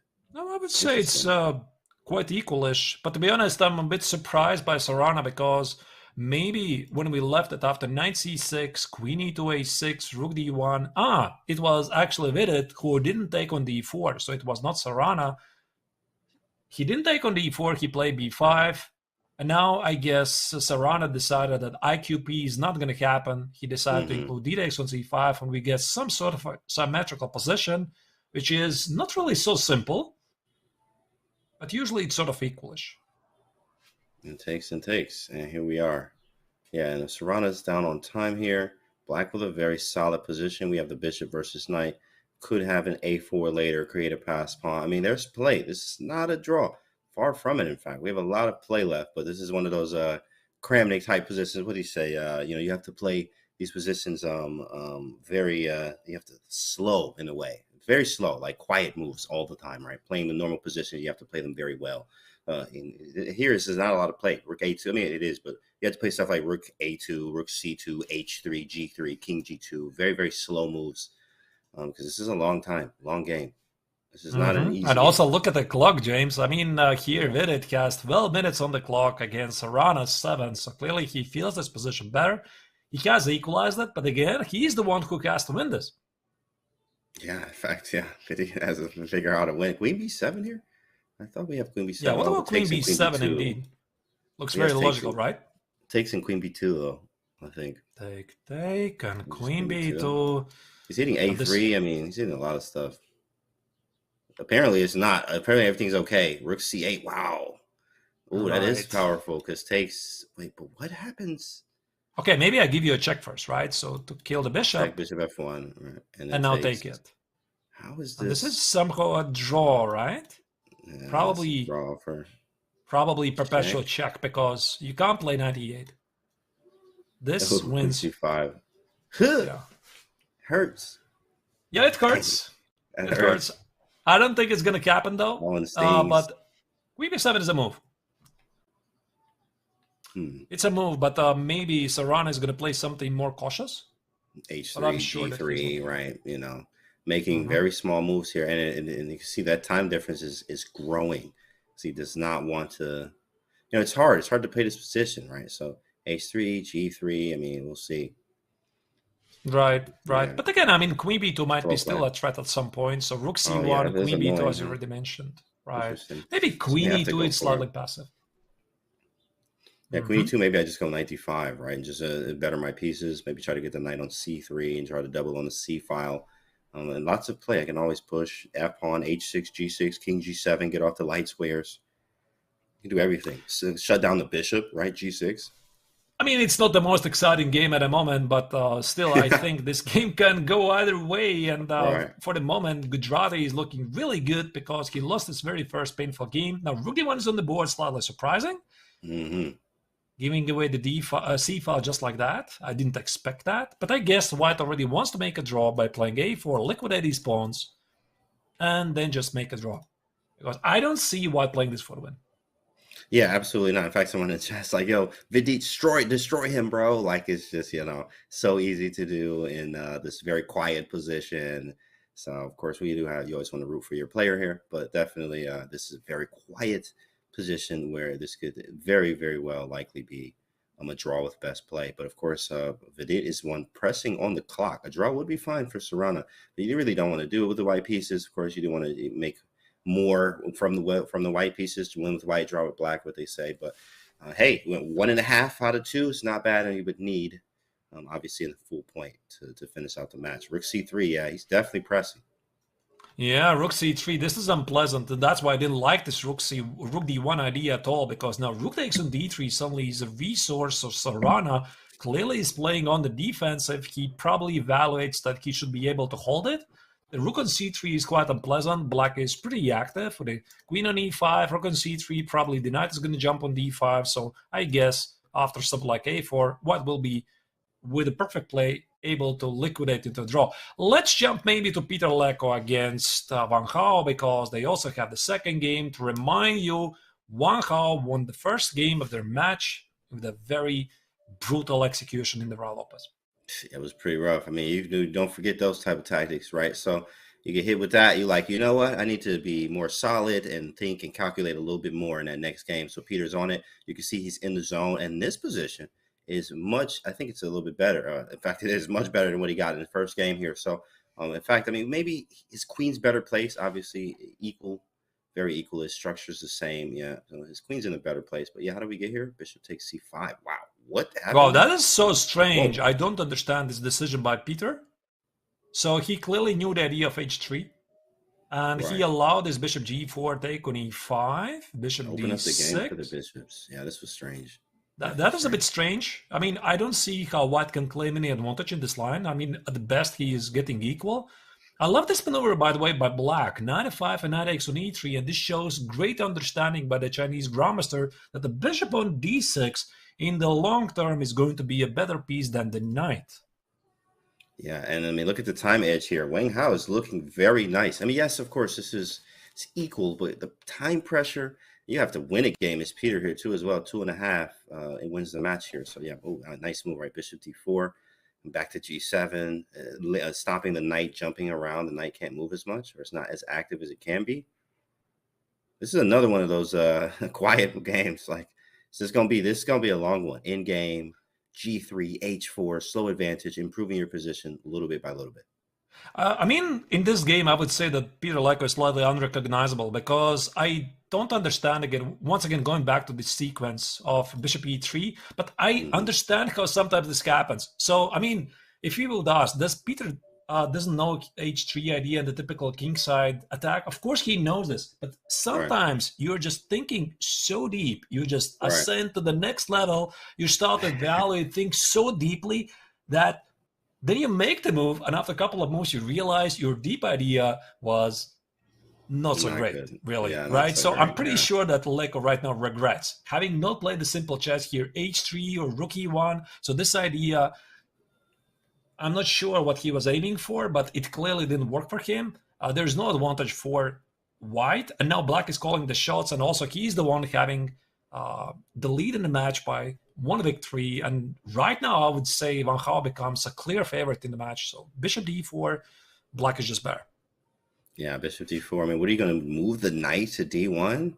I mean, you kind of have to, right? You don't want them to damage the structure. I mean, I guess you could, but that's just unfathomable, really. I mean, this type of structures here, why would we just make a weakness like this? Also, queen d5, maybe try to trade the queen Scandinavian like, and have just a better position. Yeah, knight to d1. Oh, I love this. Queen d5. And take, trade them.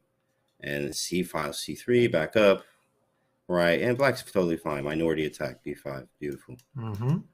Yeah, something like this could be played. It makes perfect sense. I also like it. And White has no typical attack at the king side. All right. Wow. Bishop to d4, a3. Whoa, we got moves. Okay. Did he play a3 and then a5, knight d1? a3, a5, knight e1, bishop g7. I love this bishop on g7, and really feels like a sharpshooter. I mean, striking from a tower. So bishop on g7, you start to appreciate that this bishop is controlling really nice long diagonal, knight on e3. So Leko is trying to activate the knight. I mean, okay, White probably is not in the trouble, but again, to remind you, the match situation, he has to win. I mean, he has to win, right? Yeah. I mean, maybe not immediately, but the match so far for Peter Leko is just not going his way. Absolutely, especially, I mean, you have to win or you have to get on the board, right? Maybe you could draw in and really press in the next game. But here, this one is tough. I mean, trying to press into this game, I mean, you could lose. You could definitely lose. So you have to probably just take the draw. and just start fresh, go out all out. What is your most aggressive opening you can play against what he plays that you know inside and out? Hopefully, you can get a good position and go from there. Because this is not looking win-like at all. In fact, especially No, him not at 2 all. minutes too. Look at his time. Yeah, 2:30. 2 minutes, 2 minutes. So Peter is so low on time. So 9 minutes for black, slightly better position, leading the match against Peter Leko's 2 minutes. So white already needs to be very careful here not to lose the second game in a row. Right. All right, let's move on once again. So we are going to jump back to the young Krzysztof Duda's game against Mitraba Gucha. And look at the bar and see that it's not only the knight on e5, it's the queen on e3, and the white king is under a direct attack. Look at the engine. The engine's like, yeah, this is over. Start a new game. Get him off the board. First off, whose move is it? Oh, he's trying. Okay, so it's Duda's move.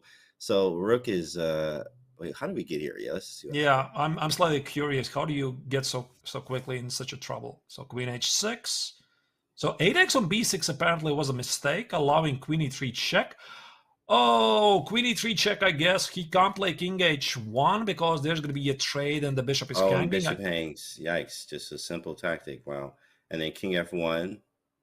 Right. I'm not sure why rook f2 not. Maybe there was some kind of a tactical shot. Maybe there's, I don't, right. What happens to rook f2? Do you take on g2, rook g8 afterwards? I was thinking something like this might be an idea. King f1, and there should be a mate or something, no? Check. I thought queen h3, but he gets away. Oh, yeah. Check. How is he? He's getting away. Wow. Knight d3, right? All kind of stuff. Like, how is this not? Check. And you get the rook back. You get the rook back, and the bishop is hanging as well. So definitely this was maybe the idea that young Krzysztof Duda was counting for, and that was missed by Mitraba Gucha. So here G3 is played out of desperation. Here it is. Rook takes. Take it. I was thinking that, dude. Don't even breathe. Just take it. Don't you even said think it. about it. You said it, James. Later. That's you said it something like 15 minutes ago. Yeah. You said there might be a sacrifice on G3, the checkmate. There you go. There it is. Sack first, think later. I have graduated from the school of Tal, just where you came from in Latvia. I know exactly the place. Absolutely. Rook takes g3. That is beautiful. Absolutely a beautiful move there. He takes with the queen here. Oh, shoot. That is better. That also is good. Dang. That's just mate. How do you stop mate? I guess you don't. How do you? Yeah, I guess that's a resi on the spot. Resignation. Right, and you look at the body language. Gucha is not happy the way he is being played this match so far. He's demolished in the second game in a row. So clearly, young Krzysztof is on the verge to win the match. Okay, bishop f3 is lights out, of course. Knight x on f3. This attack is too strong. I think we're going to see resignation in a couple of seconds. Unbelievable. Very strong. Ooh, queen e3. Nasty stuff here. That's a checkmate by force. Rook g1, queen d3 is mate on the board. G1 and resigns. Wow. What a game. What a game by Duda. So he went short in, I guess, in a slightly worse position, but he understood it better and he was able to prove he was the better player. The second victory in a row for young Krzysztof Duda. Let's jump into the ongoing games. And there's also Alexei Sarana playing against Vidit Gujarati, and now this should liquidate into a draw unless there's a fork on c2. Yeah, right. Yeah, the fork on c2. Right. Don't miss the fork. Oh man, that will happen. So that happens a lot, right? In fact, they just missed the simple fork here, but also, I mean, engine didn't move. Why is it not? Wait. Interesting. Rook c1. Wait, that doesn't do anything. You just take rook c1, rook b5. What is this? Bishop a4, that doesn't work either. I don't understand. Bishop a4 is not a1. How is this equal? Bishop d7, maybe. But then you just move the rook. I don't understand. I don't understand what they want. This is me neither. And the question is, how can you play something like this? I would be so scared. Rook c4. Oh, rook c4. Rook takes on c4. Goodness. Intermezzo check. Oh my goodness. Yeah, that's tough. I didn't see that one. That's a wow. Ooh. Wow, cold-blooded calculation. Yeah. This is really top-notch calculation, but I think that Sarana, after the slightly misplayed opening, he was going right there because we left it about here, right? And after these slightly careful moves, bishop f1, you could feel that Sarana is thinking about liquidate this game in a draw and 3D spots. This is exactly what he did. After a couple of moves, he gave up the pawn, takes on b5, bishop b5. He precisely calculated rook c4, rook a8, bishop takes on c4. This is equal, but this doesn't mean it's going to be a draw, because this position with a rook and the knight, you can play forever. Yeah, you can play forever here. Yeah, that's very annoying, in fact. And he's going to try to play it forever. Also, Serrano being down on time here is huge. H4, G3, yeah, maybe very easy for White, I think. Yeah, of course. I mean, I think he should be able to hold it without a lot of issues. Rook c2, maybe try to get the knight on e4, get access to the f2 pawn. This looks equalish, and maybe also let's have a peek what is happening in Petr Leko's game against Van Gaal, because this, I have a feeling James is going to finish in a draw. And here Van Gaal is slowly taking over the game again. Oh, let's see, f5 here from Vidit, takes. Rook h4. The pawn on h7 is under attack.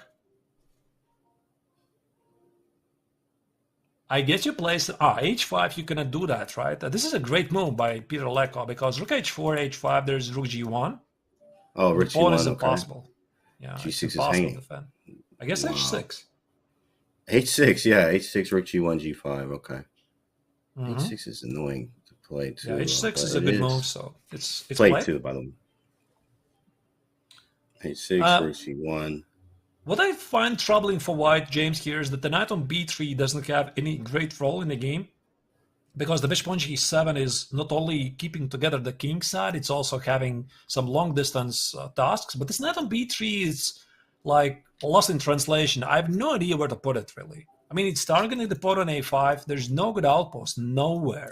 There's nowhere, literally no square. If you picked it up and put it down somewhere, right, it would still have no good squares. But maybe f4, but that's not even an outpost. You're gonna get hit with g5, so you gotta be very careful. In fact, c4. And wow, look at the engine just go crazy immediate. Like, that is not a move. But why is it not a move? I guess because of the open b file, and probably the knight on b3 no longer is protected. B takes. Let's say d takes, something like rook e5, rook b8. With the knight gone, probably the pawn on b3 also will be lost as well, something along the way. But instead, after c4, rook e8 check was... Oh, he blundered the pawn, did he? No, he did not. So you have to play king d2, protect the pawn on d3, and now rook e5. Oh, rook e5, rook e2. Uh-oh. Yeah, yikes. Yeah, this is a two-piece. Look at it. Look at this. No time. 5 seconds left. Knight to c1. Yuck. He knows. Yeah. Yuck. If you can't play knight c1, I mean, this is, you never do out of good life here. All right. Yeah, this is not the move you're trying to play. Knight c1, and you're done. I mean, you can't even move anything. Rook e2 is coming. The pawns are breaking up. The rooks look great. The bishop f6 to g5 is also an idea in many cases. Yeah, even that rook is trapped almost. Bishop f6, rook d4, king c5. Oh, that's a great move. That might be it. Wait, this is actually it's bishop trapped. f6. Oh, wow, he does not. Oh, he has knight b3. Okay, that's why. After rook check, king c5, knight b3 check. Nice resource. That still maybe I try to checkmate your knight, king b4. Oh my goodness, king b4. Look at the king. Look at this monster king, bro. The king defends himself, right? Who said that? The king is making wonders. Right. Oh, man. That's crazy. But okay, b takes and a4 was played. Check. B takes a4, rook c5. Okay, now black is up a pawn, and he has an extra pawn and compensation for it. So things are not going well for the former challenger for the World Championship title.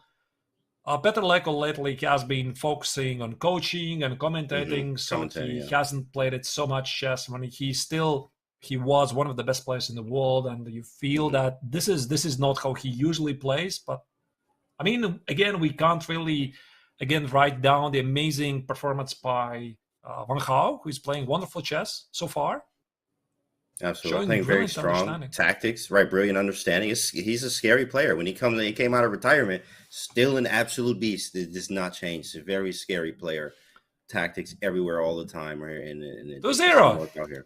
2-0. We have two matches. So Alexei Serrano here is trying to hold on. And I told you, James, this is not simple. This is not simple at all. Look at this knight on e4. Look at Vidit. This knight is really annoying. Yo, get this knight out of my house. How do you shoot? I can't do anything, can I? I No. literally cannot do anything right now. Right? You just have to give a lot of I have checks to and just pray. move the rook. Yeah, Just exactly right. pray. I don't know. Exactly. Rook c1, Then rook what e1, is? and pray. Nothing happens to you. Yeah, I just check you, and maybe try to take the g6 pawn. That's it, right? But doesn't he have? No, he doesn't. Yeah, I mean, maybe we're okay. And engine holds. Yeah, it's just checks. I mean, Engine is always Wow. unimpressed. I mean, Yeah, that's true. Engine never understands the fine ideas by human beings. But Check, check, check, definitely check, you check, can't help but feel that Vidit has made some progress here. Oh, for sure. For So sure. I would The rook imagine back at to some point c2. he wants to play g5, h4, Nice, create okay. some targets. Oh, Very where does good. the knight Yeah, go? right. Where does the knight go? Interesting. I don't like it. Where is he going? Maybe f4. That's gonna open us up. That's gonna be nice for us, though.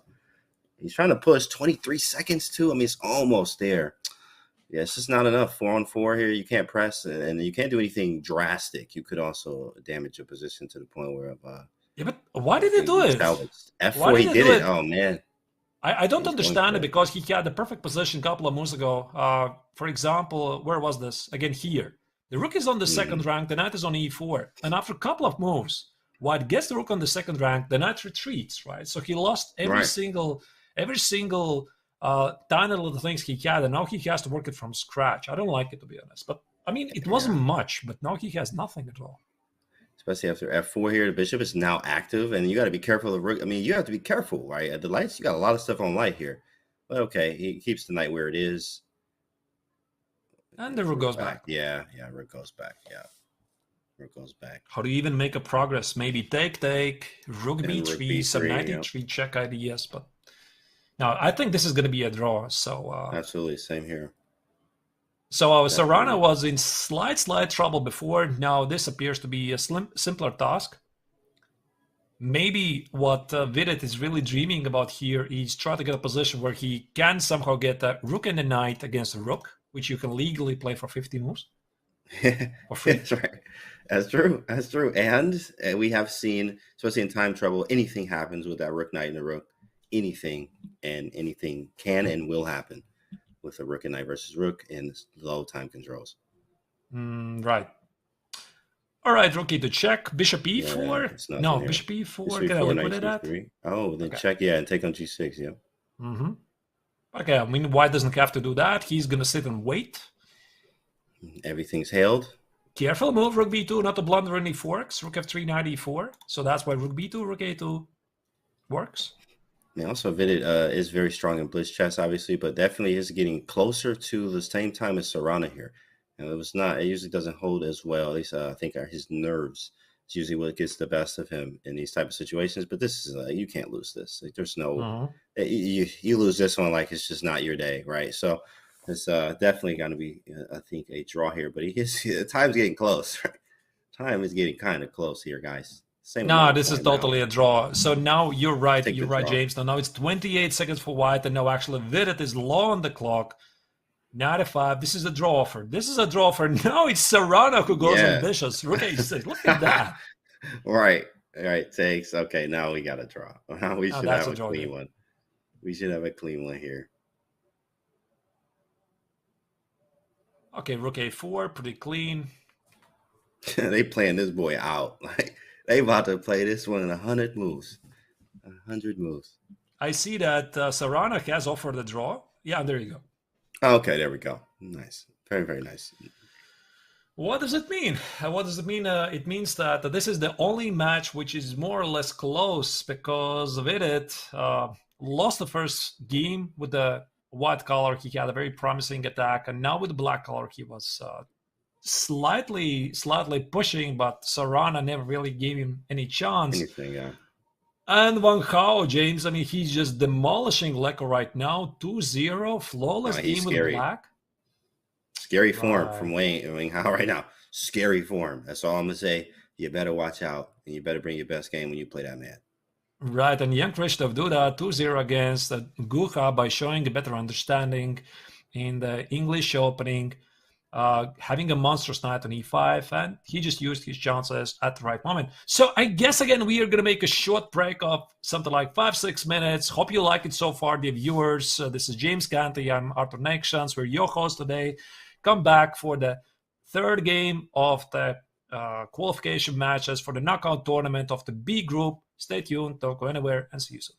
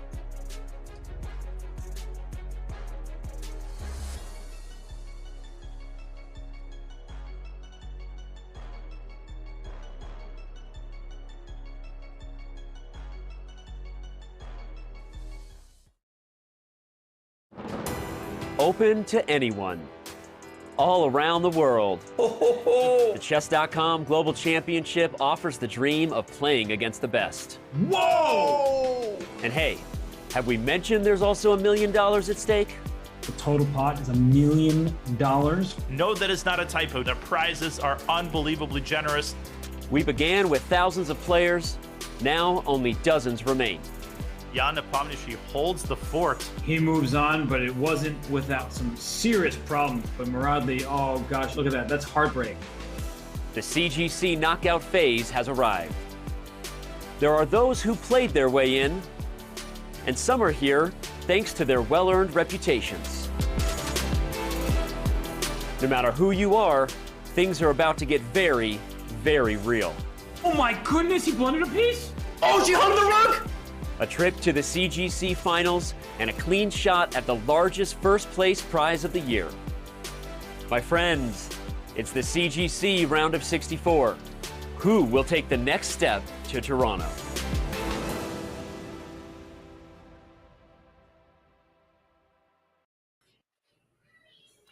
Welcome back to the 2022 Chess.com Global Championship. Your hosts today are James Canty, Arthur Nations, and we are following the B group matches of the last 64, the knockout stage, trying to figure out who is going to qualify for the last 32. As you see, young Krzysztof Duda and Van Gogh have started a perfect match so far, 2-0 against very serious opponents like Mitrava Gucha against Peter Leko, which is slightly surprising, but Vidit Gujarati against Alexei Sarana is a bit closer match. Absolutely. Of course, as you see, the two O's, they are striking. In fact, they are in great shape. Duda, of course, just being an absolute beast, as we know him playing in the super tournaments. And also Wang Hao, who's a tactician and just in great form today, taking out Peter Leko. Of course, there's one game or 2 games left. It could still bounce back. But the first 2.5 wins, they're very close. And then, of course, this very close matchup with Sarana and Vidit is going to be probably the strongest of the match, closest, I would say. And here we can see the bracket is that Shahryar Mamedyarov is already waiting for the winner of the match, Gujarati against Sarana.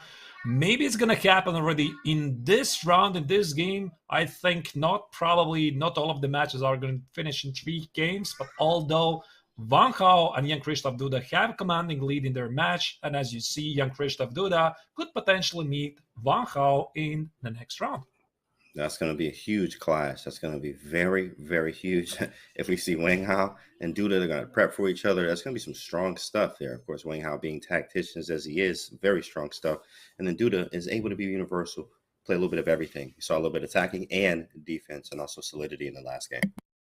Right, and we see the players are getting ready, and as usual, Jan Krzysztof Duda against Gucha, they're going to start a bit earlier than the others, so 5 minutes in, and then the other games are going to start as well. So I'm curious what Duda is going to choose. Probably he's going to stick to his opening repertoire, and that's it. He plays e4. E4, yeah, and Gucha looks distraught here. I mean, you can just tell he is not feeling good right now. That is not the feeling. I mean, everybody, right? It's the sads, right, in the chat, man. This is definitely not a good feeling here. When you're playing against somebody so strong here, he doesn't even know what to play. He's just thinking. What should I play against this monster, right? I'm okay, let's try the Karakin. Right. And this is, by the way, a very good sign of a competitive chess player, because usually you are having more than one continuation. D3. I mean, Duda, you're my man. I love this. Actually, D3 has lately become one of my favorite repertoires against the Karakin. And 97, Black declines the simplifications, because if you go back a move here, D3, this is actually pretty amazing, James, but after Queen D1, King D1, White actually claims a slightly better position. Slightly better position. And then, you know, I mean, this is amazing, right? The king is on B1, right? Yeah, this is a reverse Philidor, I'm assuming, with a C3, King C2, and you play all that other. When you play this on the white side, when you actually take in the Philidor lines and D takes E5, Queen D8, Black's fine. Black's actually pressing sometimes. So actually, it's interesting, and that's actually a thing here. I would never go for this ever in my life, but of course, it's nice to see him do it. That's so fun. And that's why, of course, both players keep more pieces on the board. E5 responded by D4 very quickly by Gucha. I guess the idea that after D5 here, knight G4 was a bit risky choice. I would be thinking about something like E6. E6, F takes, knight G5, attacking the pawn, attacking the knight. I start to see ghosts. The bar says, what you're showing me there, but I don't know. It looks interesting. Spicy. Oh, I'm a big fan of this. Spicy. I love it. Love this kind of chess. Yeah, absolutely. E6, knight G5. This is great. Let's see if he goes for the complications here. And E4 is instead played by Guha. So here, of course, knight E4 is going to be answered by knight E5 by black. And what do you do? Oh, look at this, James. After knight E2, oh my goodness, we missed this opportunity. I mean, knight E2, there's knight E5. Oh, snap. We did just miss that, didn't we? Wow. Yeah, you just have to take on D4 then. Wow. Right. Yikes, we didn't want that. Right, and that's actually what forced white to take on F6, take on C3, take on G7, and B3. Now, this is good news for Guha because he's the one down in the match by 0-2. He's playing against one of the best players in the world, and this is the sharp position he was exactly looking for. Absolutely. In fact, this is sharp, man. Like, what is going on? Where do you put your pieces? I don't even know where to put this dark square bishop, really, without it being attacked. So bishop E2 makes sense. Is he going to castle queenside? Okay, well, he told us. Perfect. I was kind of worried about castling queenside a little bit for black, but now, I mean, I'm good. I feel good as white. Oh, look at this knight on D5. You know, James, I really wanted to ask a question about the pawn on C3. Is it going to be a strength? Is it going to be a weakness? But once black put the knight on D5, I mean, you just never, ever get rid of this knight from D5 at all. So the pawn on C3 is now well protected. The knight on D5 is the greatest outpost I've ever seen. Wow, you're right. I've ever seen, right? The greatest knight that ever lived is right there on D5. Because he's not moving anywhere, right? And look at the eval bar. Ooh, just eating it up right now. Ooh, man, what an advantage here. I wonder what's so bad. Maybe E5? Gaining some space, or C5? I was thinking even something along the lines of, what was it? The Budapest Gambit, C5, Rook A6, and Rook G6. There's so many options open here. That is beautiful. Absolutely beautiful. I would do that so fast. Yeah, E5 is good. I definitely like that C5 or K6. That's just, you love doing, like, who wouldn't want that idea, right? That's just a beautiful idea. Absolutely beautiful there. Wow. Right. On the other hand, I was thinking H3, D4, and Bishop D3, and Rook E4.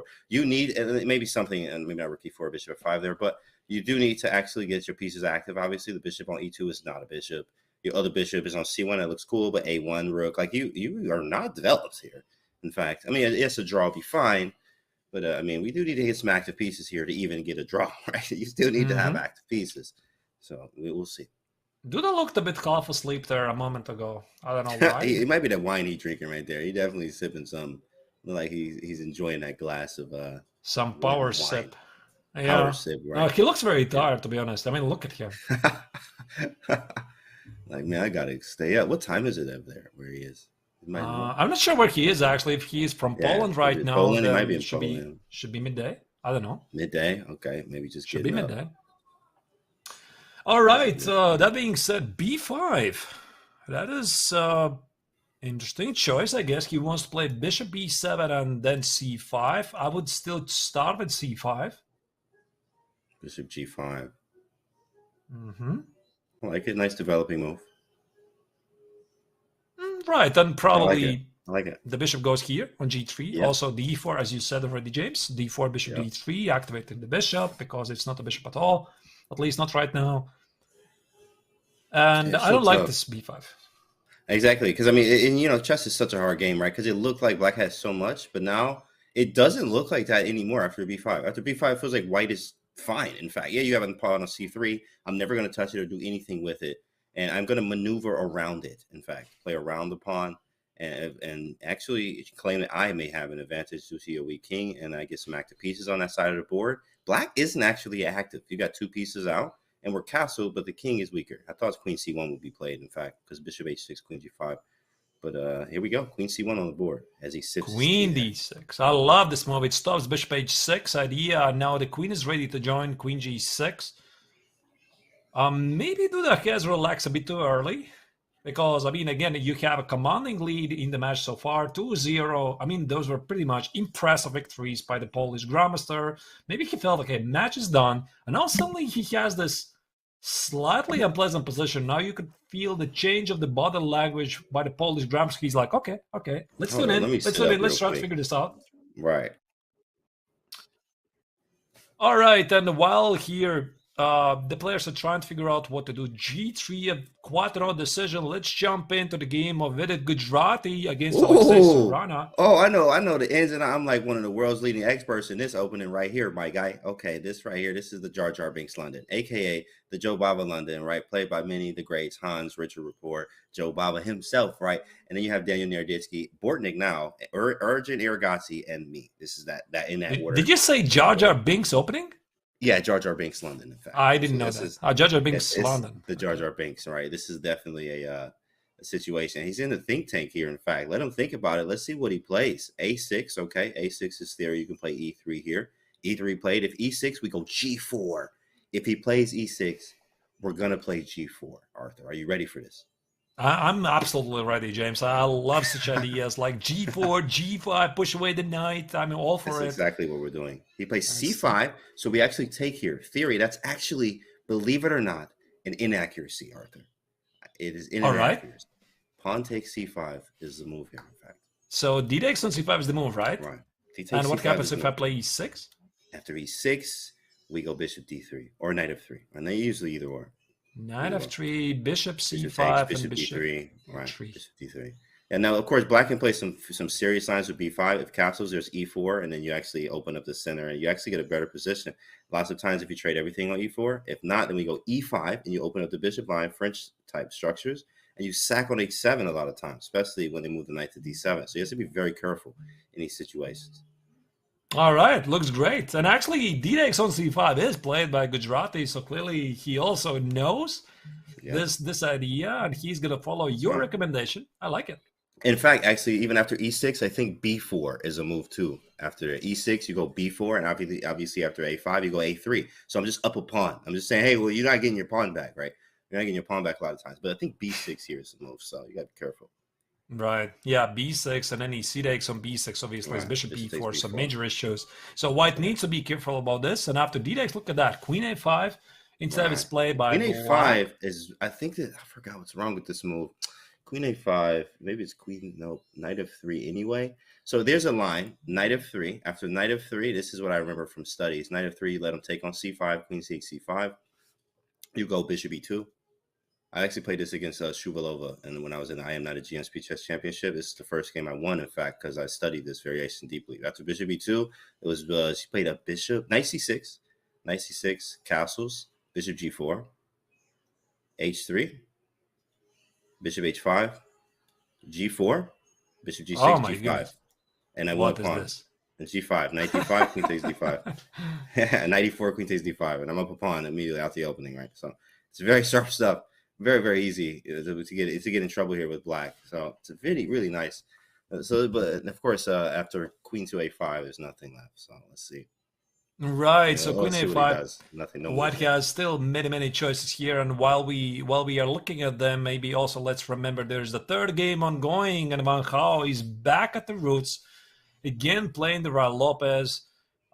He won the first game in Raul Lopez, very fine. A5, A4, B4. Look at that. What is this? This was a Roy, right? This looked like this a Roy? Yeah. It was Raul Lopez. Okay, definitely. Actually, it's quite curious. I mean, after knight B to B2 without not showing the moves that got there. So this was a classical. Oh wait, it wasn't even a Raul Lopez. It was a Italian game. I was like, it feels like a Roy, but maybe it feels. It feels interesting. Okay. Yeah, it definitely feels like Raul Lopez here because those positions are sometimes so familiar. Here, black plays b5. Look at that. I've never seen that one. A4. Oh, that's how he got here. That's why we thought it was Roy because A4, B5. I got it. Rook E1. Yeah, this is equal. Very, very equal here. Very equal stuff. And all we need is a half point from Wing Hao. Mm-hmm. Pretty solid. I think black's doing good though. Black's doing fine. Good at the pressure on the F-file. But the problem I think in this game here, James, that black has to do more than fine. He has to win the game because again, the match situation is that Van Gaal is leading 2-0.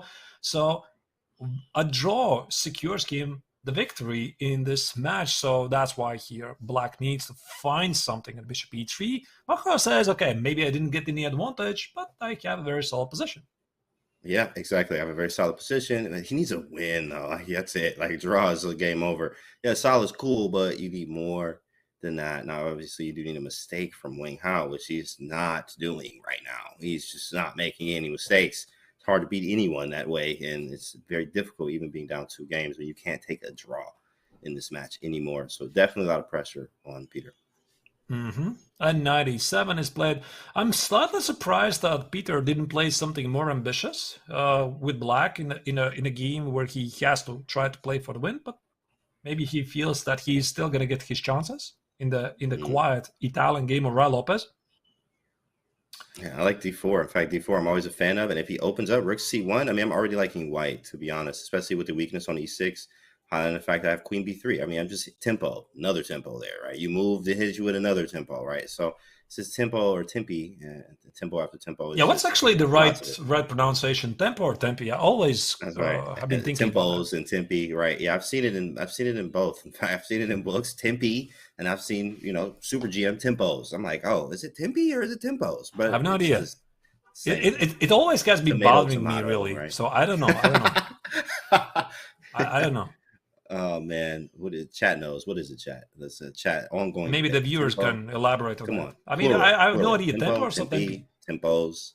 What is it? Is it all right? So D4 probably Leko is not going to take on D4 because, like you said, James, it's going to open the C file. The knight on C6 is going to be under attack. White has a very powerful pawn center, so bishop B6 probably to be expected. But wait, what about D5 here? And we live D5 and we live. That's nasty, bro. Oh my goodness, how do you even handle this? Whoops. Right, you can't take. You can't take, and right? I'm going to take on E6. I mean, yeah, I get the pawn. I guess you're arguing you could get it, whatever. I guess because it's weak, huh? Maybe it just goes knight f6 after 97 or something. 97 takes knight f6. But, I mean, the pawn is on E6. Right. I don't really see how Black here gets the pawn back. Maybe something like this? Yeah, definitely. That's wow. The knight on C5 is good. That's good. Yeah, that's good. Dang, that was sweet. I guess D5 does not work. Maybe it doesn't, but I would definitely fall for it. And after bishop E6, D5 is played, actually. It's on the board, right? I mean, it was asking to be played, and after 97, D takes on E6, look at how he's like, what is going on there? I mean, how is this even possible? So how are you trying to figure this out. Yeah. So bishop E3, knight C5, I guess, is going to follow. So here, Leko might have actually get the chance to get a fighting position. Knight C5. He needs this. He needs this. Or maybe knight C5 right away. I like it. Leko is thinking. 93. Right, in the tank. Look at him. There's something. There's something. You can smell it. You can smell it. You can see it on his face in the zone. Knight to C5. Maybe just bishop takes. Whoa, okay. Takes on E3 first. Okay. Yeah, that was to be expected. Okay, this also leaves C takes on D7 as an option. But probably this bishop is too strong to be tolerated. So I guess knight E3. That is true. 93 and knight C5. I think this is gonna happen.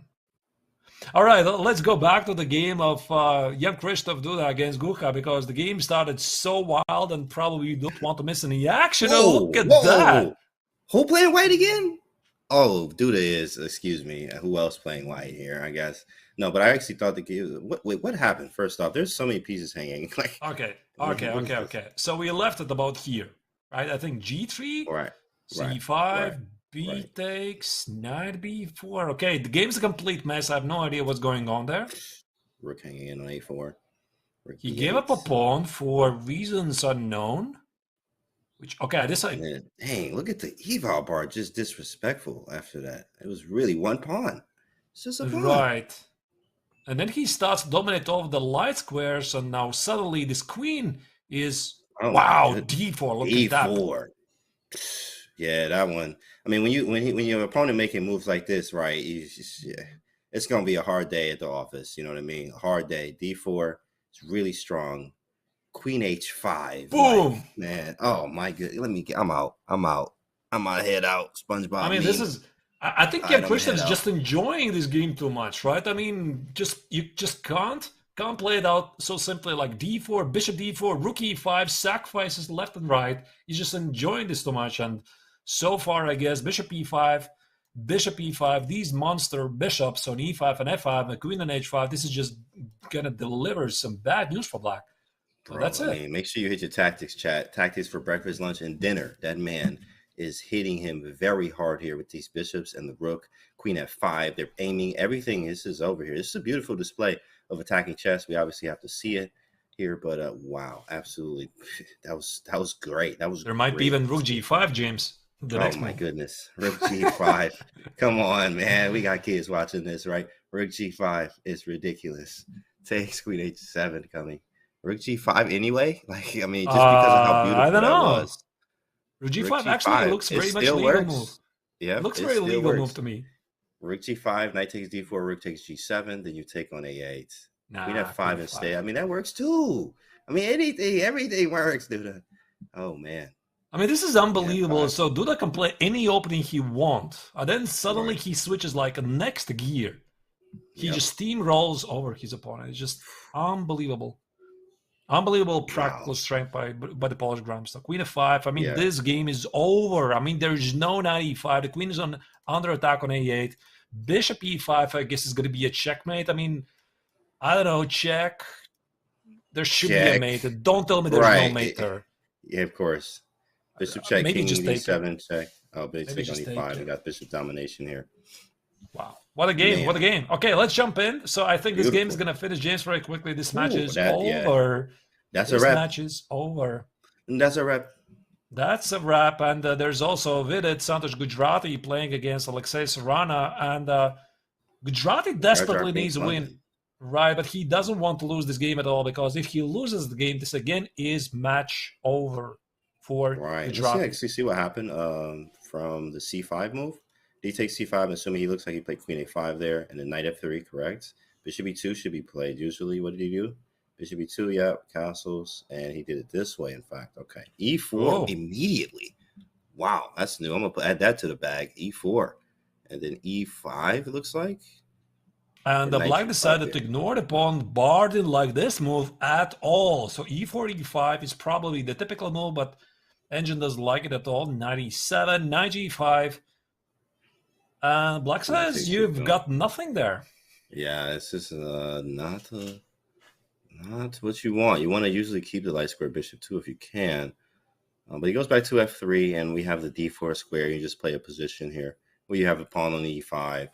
Just trying to push, but you got to push. You got to really ring out the haymakers now. A lot of times you can play g4, h4 in these type of positions. It's fun because you can play very aggressive, but if you don't play aggressive, it's just you don't have anything, right? It's just nothing here. Yeah, it's just it's difficult.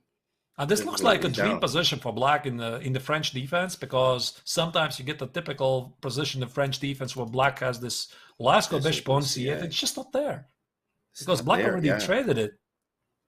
Beautiful example, actually, in the French defense. That's exactly what this looks like. We traded on d4. You just put a pawn on c3, and we have a great French, in fact. So excellent, some type of exchange or advanced variation. Yeah, he has the rook lift. The rooks are far away from lifting. c3, b4, a4, a5. That's going to be way too long. That's way too long. And in the meantime, young Krzysztof Duda has won the game. So that's it. The match is in the bag for young Krzysztof Duda, who sweeps Mitrava Gucha by 3-0. And actually, the opening part was not very impressive by the Polish grandmaster, but then he just, again, switched a different gear and showed why he is a world-class grandmaster and just annihilated his opponent in a very exciting match. Absolutely. I mean, he just showed us a display of all kinds of types of chess there, a little in-game, a little solidity, being solid, waiting moves, worse position, tactics out of nowhere. Everything. Universal player is very strong, and 3-0. Congrats to him. Moving on. Now we got to see who his opponent's going to be.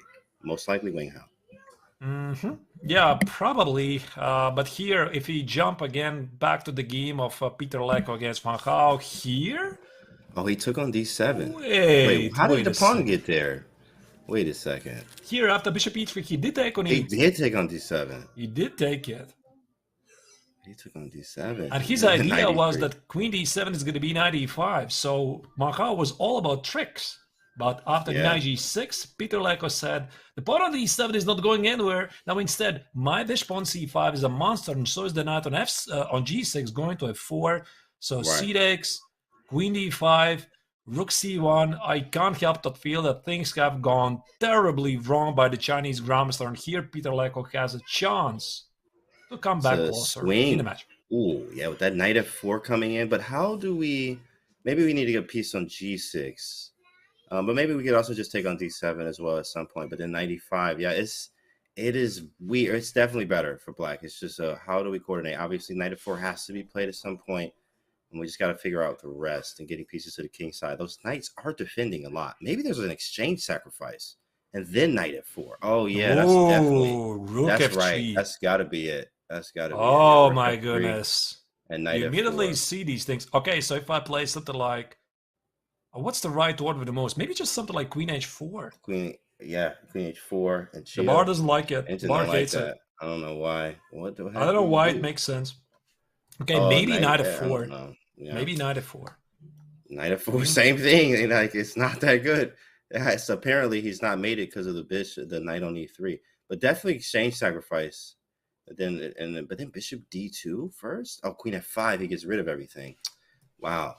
Definitely okay. Exchange sacrifice. So once again, exchange sacrifice here. Right, that's Bishop gotta d2 be is right. queen d2. Ooh, man. Maybe just queen d7. Can I do this? I just snatched the pawn. I This like is it. it. Queen d7. That's it. Wow. And then knight f4 is decisive. And if you play knight f5, Oh, that's a good move. Knight f4 anyway. knight And then g6. f4 and g. Oh, this is it. This is it. Oh. This actually looks great. I'm curious how Ancient even keeps this position C6. alive.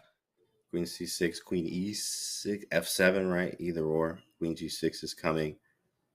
I mean, Knight don't tell me there's no g3. mate. I don't believe you. Let's say king h2, queen h5. I mean, come All right, on. come this on. is And we totally a live. Get the mate. man off the board, right? Get the man off the board. And Alexei Serrana in the think tank thinking about this. I mean, not Serrana, sorry. This is Leko plays it. Rook Leko takes on plays it. f3. Rook takes is on the f3. Let's board. go. Pawn takes. And queen d7. Wow. And knight f5. It's there. We just looked at this. Let's go. Knight f4. Queen c6. Queen f7 probably. Right. I think here, Vanko already had calculated this. Some Peter Leko already anticipated knight f5, knight 4. Okay, be pretty good, James. Here, okay, queen f7.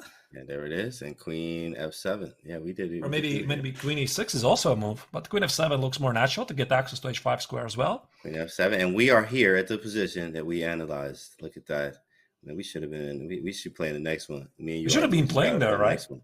Right. We should be playing. We should be playing the next one, right? Maybe in the next one. Easier said than done. Yeah.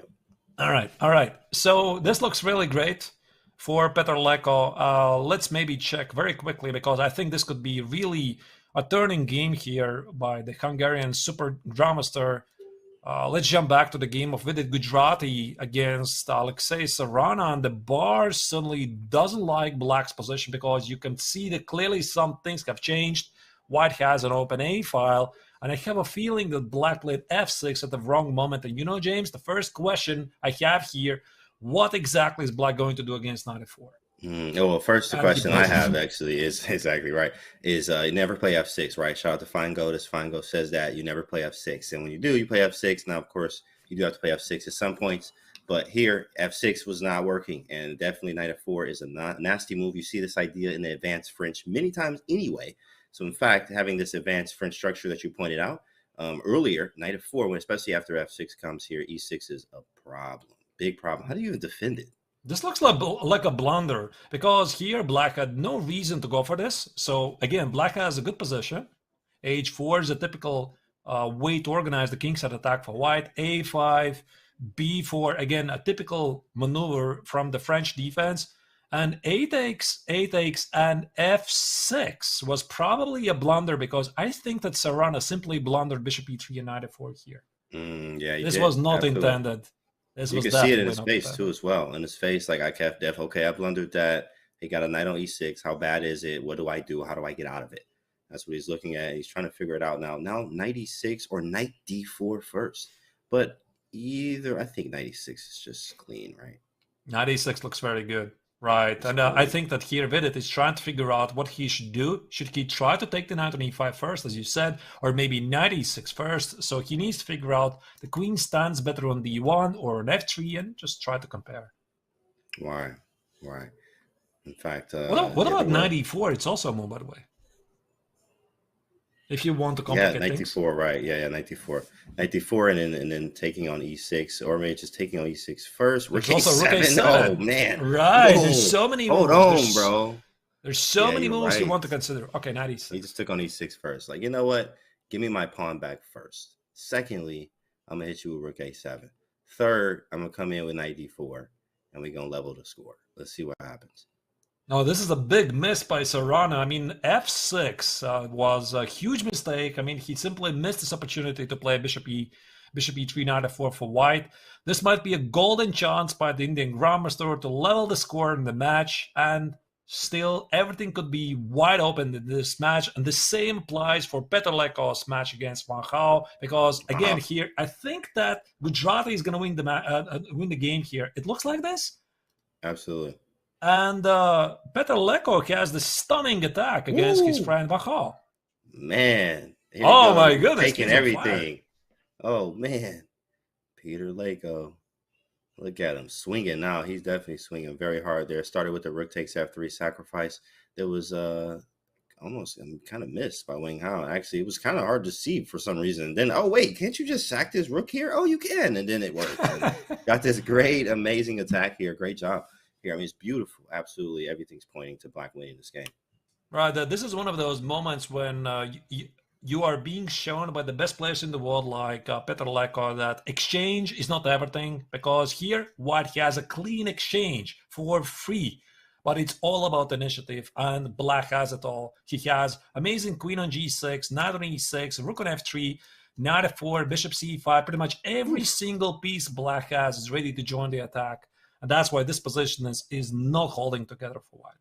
Absolutely. And of course, I do like this move, rook to g1, playing for tricks here. I'm always a fan of tricks and tactics here. Knight f5 is a very nasty move if allowed to play it. If knight f5 happens, it's good to turn the tables a little bit. Black does have knight g5 in reserve, but knight f5 is the idea with some very scary threats. Maybe even h4 there, actually. Yeah, that might be some tough stuff. Maybe the problem here for Petr Leko is that every single move looks so great that sometimes you just have to pick the one which is going to deliver the final blow. You know, I don't know, James, about you, but when I'm playing, sometimes I wish that I would have just one clear way to win this, because when I have like five, I mean, it's a hard time to choose which one is the right one. And sometimes you choose the absolute worst one. You're like, how did I choose the absolute worst move out of these, right? Sometimes that does happen as well, and it does hurt, in fact. And so having too many options can be a bad thing. Here, knight f5. Oh, wait, what happened? Oh, that's a cold move, rook f7. Ooh, beautiful. Preparing knight f4, I guess. I think the idea is that he deals with a knight f5 threat against some counterplay against the pawn on g7, so that's why Petr Leko pushes away the white queen, I guess queen c8 or wherever the queen is going to go, I don't know. And then knight f4 to be followed, or maybe even bishop. Oh, wait, bishop c5 looks very good.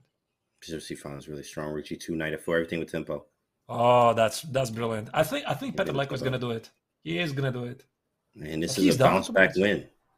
Yeah, he is down to 2 minutes, but this should be enough time. It should be enough time, especially looking at, I mean, where do you even put the queen? Like, effectively, it's just really nothing. Queen e8, like, that doesn't do anything. Yeah, he tried it, though. I thought that was like the best try, because you could try, like, queen takes g6 if he moves the rook, and you might have some weird knight checks, obviously. So, I mean, you're trying, but it's really not much. I guess his idea is that also that after bishop c5, he wants to sacrifice the exchange with something like knight f5. Yeah, and go back. And then take queen f6 is sufficient. But there's nothing. There's nothing. And now black is just up. What is it? Up a pawn. And the white king is wide exposed, still against the direct attack.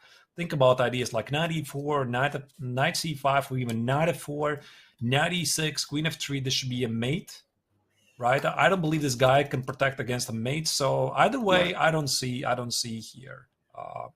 Van protecting. Bishop c5 is played.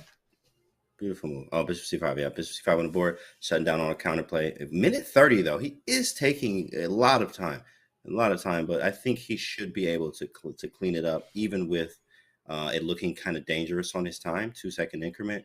I think this still isn't way more than enough time for Peter Leko. And let's maybe also jump back to the Vidit Gujarati's game against Alexei Sorana, because he's also down on the clock. You can feel the pressure that he feels that this is the critical moment he can strike back.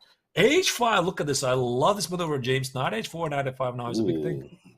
That's big. Now I'm very concerned about his clock. I do hate how low he is on the clock, because this is where he definitely, I mean, not just him, everyone usually has time trouble issues, or when you have those, you can blunder. You are very likely to blunder or miss things when you have lower time here. But Knight H4, I mean, this is just dominating. Knight F5, F4, Queen G4 after that. This is like, how do you even stop all of this? These knights on E6 and F5, they're clearly dominating the field here. So I guess Black wants to stop it. F5, I guess. I mean, what do you do? You don't want to get Knight F5, right? You're right. In fact, Knight F5, such an annoying move. I guess you could play as Knight G7 a move. Knight G7 is pretty nice after F5. If King takes, you have F4, and if Rook takes, then you can do Knight takes F5, and then take on D6 as well. That's a big move. Yeah. And Rook G7 is Knight F5, right? Knight F5, right? Knight F5. Oh, that is brutal. Yeah, it's pretty nasty. That is brutal. That is totally brutal. And Rook E8 instead is played by Sorana, and there definitely should be something. The bar's like, hop, completely up in there. So think about also the Rook A7. There's always a way for White to include the Rook. Right, and you know, I'm happy to see him playing my Jar Jar Binks London, because you know I hold it very special to my heart. We have a lot of very nasty wins against very strong players with the Joe Baba London. So him playing this actually in a must-win game is just, you know, solidifying my work as a player. I feel great. Now, Knight F5 looks like lights out, right? There's totally Knight F5 and we live. Yeah. I think Knight F5, Knight F3, G takes. Whoa, wait a second. Whoa, like, what did I miss? Oh, wait, I missed. I miscalculated. I thought the Rook is going to take it and the Queen is going to take it. Oh, my goodness. Oh, man. Yikes. I'm so bad. Oh, it hurts. Okay. Let's not do it. He just made Rook F1. He just moved because of that. He was like, nah, you ain't about to get me. We almost got him up 47 seconds. So it is possible that this could happen. Or something bad could happen, obviously, because of the time issue. So Knight F5. Very quickly. It's actually quite difficult to choose, James, which game to continue, because both players who are behind the match, Petr Leko, he is winning against Van Gaal, and also here, Vidit Gujarati, he's also down on 40 seconds. He's also strategically winning, so I don't really know which game to choose. I'm actually going to stay here in the video game. Let's sit here, because he's actually 30 seconds. I mean, he is killing his time right now. I mean, his time, look at the advantage losing here. I don't know if he's going to pull this out. I actually don't know. Bishop C5, Rook D7, and I'm not holding. Okay, I have to. Rook D8. Just go Rook D8. I think, right? Bishop takes F8. Takes. Okay, it's not enough. It's not enough. It's not enough. Wow. Rook so D8. somehow Black is holding the position together. It's time management, man. You can't play Rook D7, right? Because it drops the pawn on D5. Oh no, this Rook on A7 is a monster. So White is thinking about Queen B1, maybe ideas. Get the Queen to the G6, Queen C2. Very logical move. Right. I see chat going crazy. See what's up. And Petr Leko is down on 10 seconds, by the way, James. Stop it. Oh, we gotta go to the game. Just go to it. Let's just jump to it. 10 seconds. 10 seconds. I mean, where's the mate? Where's the mate? There's no where? What is going on? Oh my goodness. Is he gonna find it? 10 seconds. Wang Hao trying to find. I don't see a mate yet. Check. Oh, come on, Petr. You have 10 seconds here. 5, 4. Oh man, gotta move. Queen G1. He has a repeat. H5? King H3. Where's the mate? He's got to repeat. He's gonna run out of time. Rook takes F5. That's a move. Oh my goodness. And what happens after he takes Oh, that's F5? Nasty. Queen E3 check. Give me the rook. Easy. Oh, clean up shop. But wait, that's there's a perpetual. No, it's right, not a perpetual. it blunders a perpetual. King G4? Everything's with. Wait, huh? That's a mate. King G4, that's a mate. Oh. King H2, you take it. There you go. He resigns. He resigns. He resigned. Peter Leko with the fist pump. Woo, with 5 seconds on the clock. Oh, man. Let's jump back to the action here. So this means that Petr Leko is still within the striking distance. Wow. He managed to get closer to Van Gaal. First victory for the well-known Hungarian Grandmaster. But where is Vidit Gujarati's winning position? It's not here anymore, is it? All I see is 12 seconds on the clock. 12 seconds on yeah. I see 12 seconds, and I don't see an advantage anymore. Come on, man. Jar Jar Binks London, he was swinging. Like, you were doing great. This was the win. Okay, well, it's not the opening's fault. It's really the time management fault, in fact. If he had more time, he would definitely find the KO blows and obviously everything he needed to find. But this one is definitely difficult. I'm actually looking at Serrano winning this game due to the time. Not a clean shot. Right. Whoa, F5. What a responsible move here. I mean, maybe Rook D1. Just you got to make moves. Yeah, Rook D1. You just got to move. Well, Gujarati has serious time management issues in this game, and you just can't let yourself go down to the 10 seconds in such a critical position. He's being a bit slow the entire match. Not only this game, every single game in the match, he has time trouble issues, so he simply cannot get adjusted to the time control. Again, to remind you, it's 15 minutes, only plus 2 seconds. It's not a classical rapid. It's not plus 10. It's not even plus 5. It's plus 2. Plus 2. 2 seconds is not a lot of time. I mean, he goes to 10 seconds when he moves, and that's after you move, right? So he went to 8 seconds here. Still got 8 seconds. You got to move instantly, steal, in fact, without a second thought. Got to be careful here. Both sides. Right. Think about Queen D8, Queen H4 ideas. The king is not where it's supposed to be, although Queen D8 drops the knight on C6. Serrano has a little time. Yeah. Try to figure out things. Rook G5. Rook G5. Bishop D4. Okay. Slightly odd move. I would have played something like Queen D3. Get the queen closer to the defense. Yeah, back the queen around, yeah. But what is the follow-up for white now? What are we doing? I don't even know where to go. Yeah, Queen D3 probably. Yeah. Oh, that's a blunder. Wow. But not that big of a blunder. I thought the engine went crazy. Now it is. Rook check, King H7. Oh, we just King H7, Queen D3. What about King F7? Where do you go? Ooh, 3 seconds? 2 seconds? Okay. Oh, he had 2 seconds with that move. He had 2 seconds on Rook C8. Unbelievable. How do you even stay calm in this position? Because this can easily go either way. Oh yeah, you ain't calm at all. I would be much closer to the screen. You don't want to miss anything. Knight E4, Queen E8 check. There's also this check to watch out. This actually reminds me of one game, Kirill Alexienko against Martinez, was it? They played. Oh, Queen takes on C6. That's Rook G2. Queen C2. He missed this check. Oh, he missed that one. Yeah, that's a perpet. That's all he needed. Wait, he's winning. Rook G2. Rook takes on G2. Rook G2, Queen E2 mates. Rook G2, it mates. He's made it. Ah, Bishop oh my Queen C2. He's made it. Get the man He's off the made board. it. Queen C2. He's made it. Oh my goodness. It hurts. The pain. Oh man, we had a nice Jar Jar win too, man. Wow, what a game! But Yikes. This was a major loss. Again, I didn't like what his choice here by playing Bishop D4. Rook E8, because you feel that every single piece around your king is disconnected. The king is weak, and suddenly Black was able to make this cheap trick, actually. Queen G6, Queen C2. It was. And this is actually a losing move. Where's the draw? King F2. We just How is this a draw, to be honest? It looks so scary. It is, you're right. Queen G2, King E1, what the heck? Don't tell me there's no mate. I mean, I don't know. Check? Oh my goodness! Oh my goodness! Bishop F2 now. Well, now it's winning. Man, this is crazy. Crazy. Nice.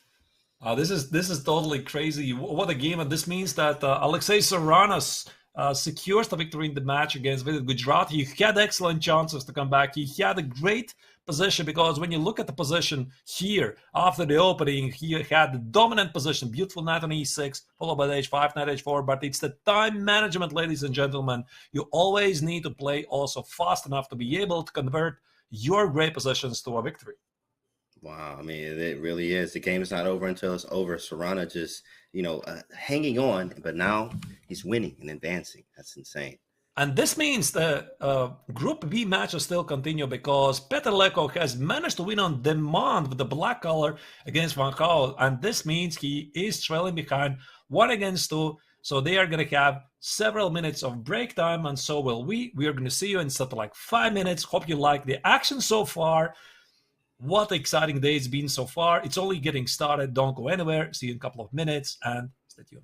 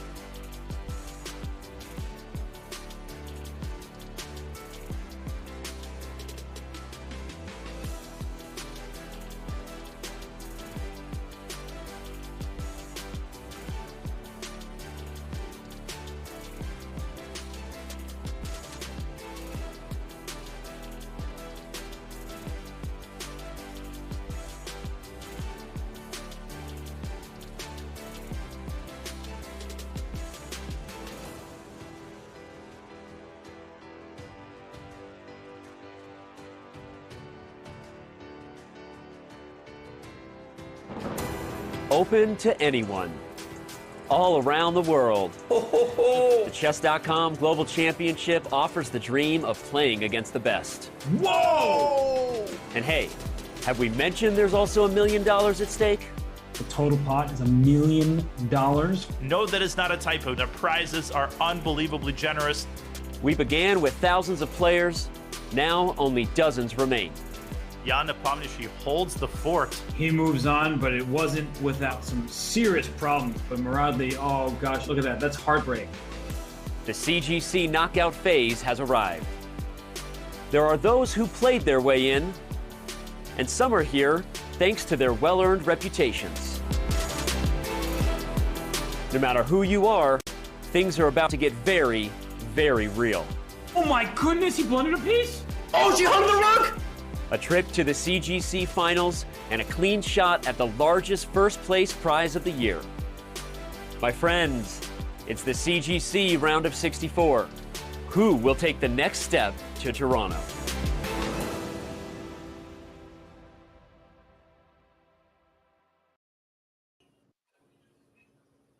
Can Petr Leko make an unbelievable comeback in the Chess.com 2022 Global Championship knockout match against his good friend Wang Hao? I guess we're going to find it out because it all started really bad for him, James, right? Because he lost the first two games pretty much without a fight. Wang Hao was clearly the better player. And then came the round 3 brutal attack by the top grandmaster from Hungary.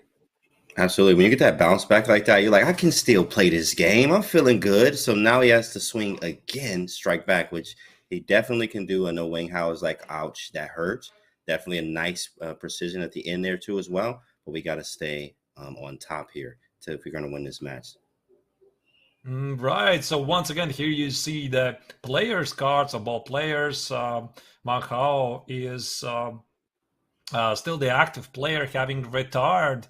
What was it, a year ago, right? Then he has unretired. He has come back to prove that he can still play good chess. Petr Leko is slightly past his prime because he was the World Championship match challenger, playing a match against Vladimir Kramnik. That was many years ago. So very good friends. They're playing against each other, and what an exciting match it has been so far. Absolutely exciting match. And I mean, hey, fighting chess, dynamics on both sides. Leko was like, hey, I got tactics too, big fella, and showed him with that nasty rook sacrifice or an exchange sacrifice on F3, where we got some chess left from these guys because one of them was going to make it through today. Right, so once again, to remind you the format of the match, it's 4 rapid games of the time control, 15 minutes plus 2 seconds. This is not the usual rapid time control game. It's only plus 2 seconds. So you could see, for example, Vidit Santosh Gujarati's games, he was clearly struggling to adapt to the time control, only 2 seconds. It's actually quite interesting, James, because you start as a rapid, you finish as a blitz, so it's really, really, really tricky to get attuned to that. And again, this is game 4 of the match, and the formula is really simple. Petr Leko again has to win on demand. And this time, actually, the psychological advantage might be on his side, because after the first 2 games, I didn't believe he really has any serious chances. And then came the amazing game 3, and the game 4, he's playing with white. Absolutely. You got the white pieces here. He looks fresh and ready. Look like he just had some food, right? He got to get in the water, and then he's ready to go. I got to strike. I got work to do. Let's get to work, boys. And Wang Hao is like, hey, look, I'm up. All I need is a draw, and I'm out of here, right? So if I find it, that's it, right? So it's definitely going to be some fireworks here in this game. Knight F3, keeping them guessing. Oh, I love this. The ready opening by Petr Leko. He was at his time regarded as one of the greatest experts of the positional game, and Reddy exactly brings this. So there's still a chance to switch to some Catalans after d4, c4. White can also opt for something like maybe d3, knight e2, and go for the, this is what he plays. What do you call it? It's the King's Indian attack. Yeah, King's Indian attack, right? So it's actually quite interesting. It looks like that, especially 60%. Actually, they say is the record for French structures. I've read like the 60% win rate with white against these type of structures. So maybe it's something huge here. a5, this is actually quite curious move because normally black here plays c5. This is the traditional way to continue. e4, knight c6, rook e1, b5. So this is usually how the players are playing it out. And then white makes this facile expression like, I'm going to checkmate you at the king side, right? h4, right. Knight h2, knight g4, bishop f4. A black ignores. He says, you've got nothing there. Yeah, right. In fact, Bobby Fischer has showed us that you definitely have something every time. If you've seen King's Indian attack, even the famous game with Pano, and even this is the Bobby Fischer A3 is what we call this. When that pawn gets that far, you play A3 and stop it. And Bobby Fischer did this in many games in the King's Indian attack. Playing A3 right now would just be a move to stop it for almost good. Then you continue with E1, knight F1, and then everything else we said if we go for this kingside attack. Mm-hmm. An A5, A4, this is with the best traditions of the modern chess, because the modern chess engines have discovered that in many openings, it's a good idea to aggressively push forward your side pawns. It's either H4, H5, or A5, F4. So black is wasting 2 tempos by doing this, but he's gaining more space at the queen side, which gives him more opportunities to find his counterplay at the queen side. So this is really, again, top-notch understanding how the chess should be played at the 21st century. I don't know what they're going to discover in the 22nd, but this is the one they're choosing right now. You're right. It's one of these right now. And A3 did happen, C5, and we're just getting a transposition into regular KIA lines. Like C5, you're going to put the knight on C6. So just rook E1, knight C6, and just play it quickly. There it is, rook E1, knight C6, knight F1, or H4. I wonder which one is more accurate. H4, knight F1. You know, James, this really reminds me of quite a famous game between, I think it was in the World Cup. Sergei Karyakin was playing against Samuel Shankland. Okay. And in the final game on demand, Karyakin had to play with white for the win, and he chose exactly this position, this type of setup. And it's quite unique because normally the engines evaluate this position in favor for black, but it's the human beings who are playing this, right? So white is storming like H4, knight H2, bishop F4, and I tell you honestly, James, I played this setup myself many times for white, and every single time the human being makes a mistake because it's just so scary looking attack. And also in this match, of course, Karyakin managed to score a very convincing victory with white. I think that was a game. I don't know. Was that the game where G4, G5 happened in that game? I remember that. G4. Exactly. Yeah. He didn't play the regular King's Indian attack because he played G4, which usually you don't get that a lot. Pawn G4. So, and he put the rook on G1, I think. I remember that. Yeah, that's interesting. That's fire there. As we see here, he's playing it for a win here. And let's see what we have. Knight H2, bishop F4. One of these. Maybe even H5 expanding. This actually kind of reminds me of that particular game because I think now white has an opportunity to take on B4, which asks black some very direct questions. Because after c takes on b4, you do get to create an outside pass pawn, but this sort of allows white to secure the center, right? I played e4, now my pawn on e5 is really well protected, and this gives me more possibilities to do something really good at kingside. Think about moves like knight g5, queen h5, and the pawn on e5 is extra protected by the pawn on d4. I've literally never seen this in the KIA, actually, taking and even considering that, because the pawn does go to a4 and it does get annoying, but that was very nice. I like that because we have more control over the center that way. And a3, you get a3 in, but who cares? It's under control. It's a very good idea. Very sharp. It's good to see new ideas, obviously, in these type of openings. He played knight h2, went for the classic.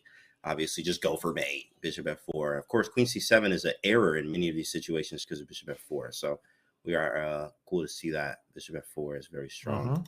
Obviously, so white. One of the ideas I think for black is to play knight e4, but you really have to choose the right timing. For example, I think it was something like, let's say, I don't remember. I think let's say bishop b7, and if you play knight g4, this is usually the timing when you play knight e4. Try to kill one of the pieces here. Take, and then you cannot really challenge this pawn on d4, and you're sort of missing an extra piece to go for the attack. So that's why I think white might be also slowing down with knight g4 and make another waiting move so that, let's say, whatever, I'm going to play king h1, so that after knight e4, I might still have access to knight f3. Ooh, that's nice. So very that's nice the idea, at least. There.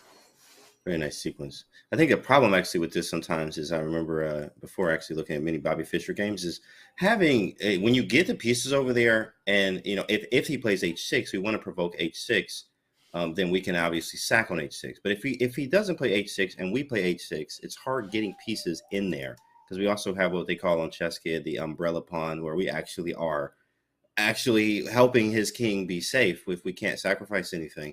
So it is difficult sometimes. So I'm curious to see what happens if he's going to let him play h6 with our pawn, and like, do we get in there? How do we get in there? What's going to happen? I have no idea, I'll tell you honestly, because I know that one of the defensive setups that sometimes black does is to play rook e8, bishop f8, and h6. But here's the thing, right? This h6 protects the g5 square, but the pawn on h6 itself becomes a hook, right? Something that right? Yeah, that white can immediately target, and that's why it's not an obvious choice at all. So btakes on a3 is played by Van Gaal, and it's in a simple language. Let's put it this way: so black has to do something at the queen side, try to not to move anything at all at the king side, while white is going to ignore the queen side and do something at the king side. Somebody's getting mated. We don't know who yet, Chad. You're going to have to stick around to see who. But somebody is getting mated. Somebody's getting mated, and of course you see the bar. It's quite typically valid in this position in favor for black. Don't be fooled yet. I mean, it doesn't mean anything because, speaking in a computer language, I've seen these positions. Sometimes black evaluates something like 0.7 better for black. This means black is solidly better. And then he's getting checkmated. So right, yeah, he's getting mated, but he's better though. The bar doesn't mean anything. Don't look at it. Don't look at it at all. Exactly. Oh man, beautiful. In fact, whose move is it here? It is Wang's move. Bishop a6. This is all logical stuff he played, and it's just all about who can get this attack in, which usually white does. But where are we going next? Yeah, c4 is coming. C4 is going to push that up, put the knight on c5, attack those pawns. Maybe we go d4 though, if c4. I think also he has an idea to meet knight g4 with knight e4, which is one of the common themes which already I discussed. And maybe now Petter is trying to figure out, is he going to play h5 right away or bishop f4? I like this move. Extra secure in the pawn on e5. He's waiting for knight e4 so that after the trade, he can still use this knight to target the pawn on d4. Yeah, pretty good. Yeah, looks good. Yeah, it looks great. Knight f3. The knight on f3. He goes knight f3 after knight takes d4. That's correct. Knight g5 in there. Is knight g5 even? I mean, you could. I've seen that Fischer Pano game. I think that was that where he put the knight on g5, put the bishop on e4. It was just ridiculous. Pawn g4. The knights got rerouted to g3 and e4. It was an absolutely disgusting display of chess. The queen got to h5. Like. Man, I mean, he was definitely very nice with this. As we know, Fischer was great at everything, but this was very good. It's to see KIA, knight g5, queen h5 is definitely there. But you got to be quick.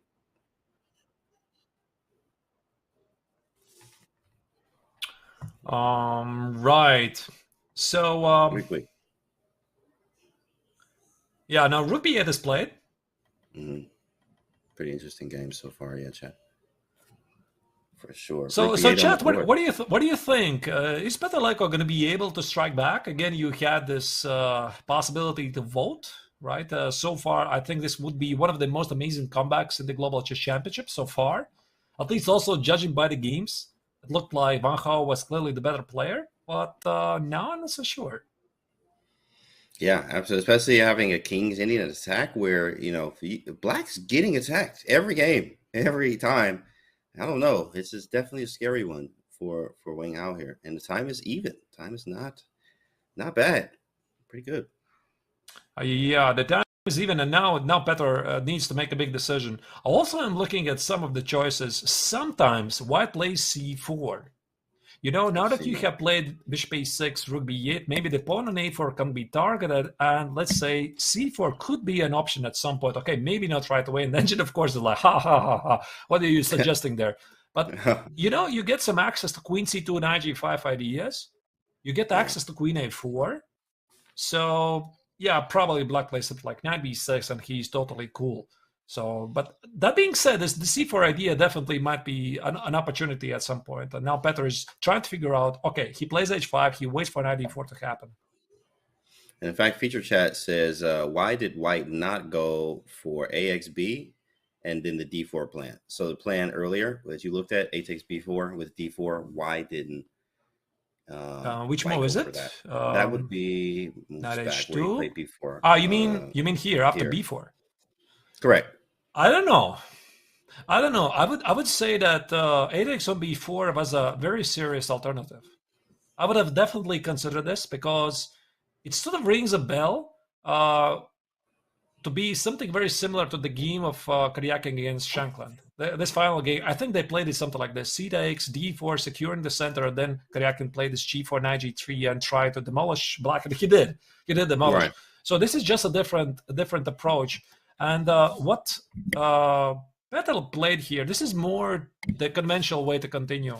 So they just transposed the normal stuff, and he probably looked at A takes on B4. He thought, okay, this is interesting, but I know this position just well, Right. so I'm gonna go here. And Yeah, now, very familiar. right, Here we go. We're stacking something on H6. Knight D4. There it is. He's like, There it let me is. get rid of something first. There it is. The knight is on G4, and now Van Gaal executes knight D4 at the right time. Knight D4, C takes on D4. All of this is very typical. I've seen So it. obviously knight H6 is here. I think he probably plays F5 after that. I mean, we got to look at it. Knight takes, bishop takes H6.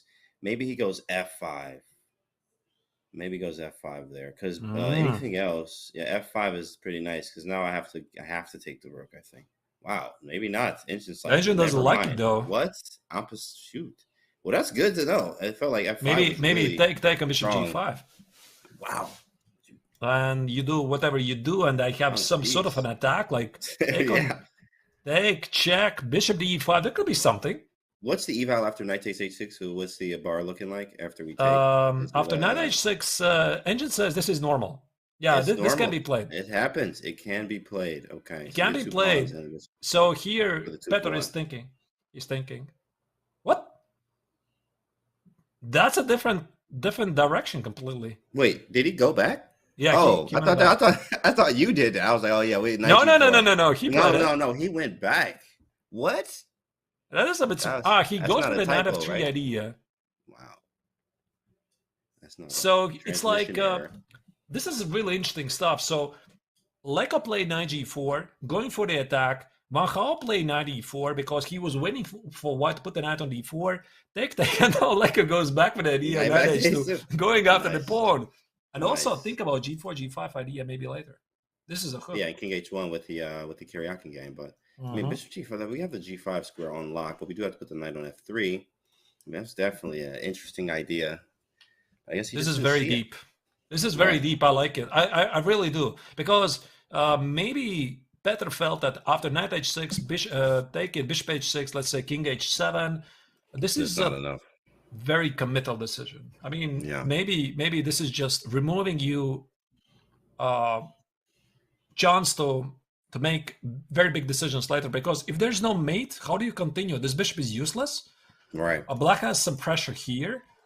Maybe put the rook on C3. The pawn on A3 is a target. You're never going to get checkmate there. So maybe he looked at this position. He felt, okay, this is definitely a playable position, but it's not so clear. And then he felt that knight H2 applies more pressure to Black. So that's and really we keep the best options choice. open. Yeah, keeps all the options open. I like this choice really. Rook A2. This is definitely this is from a Fisher game as well. Rook A2. I remember seeing that. Now you also have the idea. This is kind of wild here. Is a bishop takes D5, followed by E6 when the queen is on C7. Usually you would do it with knight, but here this is you could do it with the bishop here at the right moment. But let's see. So why didn't it play it right away? By the way, bishop D5. That's a good question. That's a good question. I actually saw it right away. I saw bishop D6 here, and I mean we just kind of trade everything off. I mean, is that like just trade, take, and the game's better for White, right? I mean, maybe equal if C file's open. If I get this pawn, then I'm definitely dominating the position. So this was definitely an option, and I'm pretty sure he saw it because this is really a very common idea. I mean, like you said, James, absolutely right. Usually the knight goes from E3 to D5, then you play E6. Rook A2 is slightly mysterious move to me. TNK in the feature chat says, "Wait, I want Leko to sack." All right, let's see if he sacks something. TNK in the chat. If he sacrifices something, let's see. You'll get Well, he has special two prize. options here: on d5 or h6. You choose. That's right. Bishop d5 is definitely a move. Bishop h6 is definitely a move. Also, think about ideas like queen c1 on bishop h6. Think about ideas like knight g4, and at the right time to sacrifice on h6. And that's the big difference. When you're sitting in a classical time control game, you can figure out all things. When you're playing in rapid time control, it's not so simple. Not so simple at all. But I do like his time management here, as it is doing quite well. He's allowing bishop takes d5 again. e6, bishop d6 takes. I guess he says it's nothing. It's kind of nothing. I don't know. I would be seriously considering bishop d5. Once again, bishop d5, take it. I guess you have to take it, right? There's like nothing else. I mean, okay, maybe black can just ignore it. Maybe and play something like rook b8. But for the sake of get out of here. Argument, let's check this. e6 and maybe bishop d6. Take. How do you evaluate this? I don't know. Yeah, I would take white just because of the double pawns, but my rook is misplaced on a2. Maybe trade queens, but then this is tough. Right, it is tough to evaluate because I definitely see the idea. Trade the queens and get the knight on d4. Right. So once I get this idea to sacrifice on d5, it's always going to be there. And that's why Petter is going to, every single time, going to want to make sure that this sacrifice on d5 works. He definitely knows this. There's also the knight g4 idea. There's also the queen c1 idea. I guess not queen d2 because there's queen c3. Yeah, we don't want that. Right, and black is... Right, and when we're looking at Petter Leko, I mean, he looks super, super concentrated.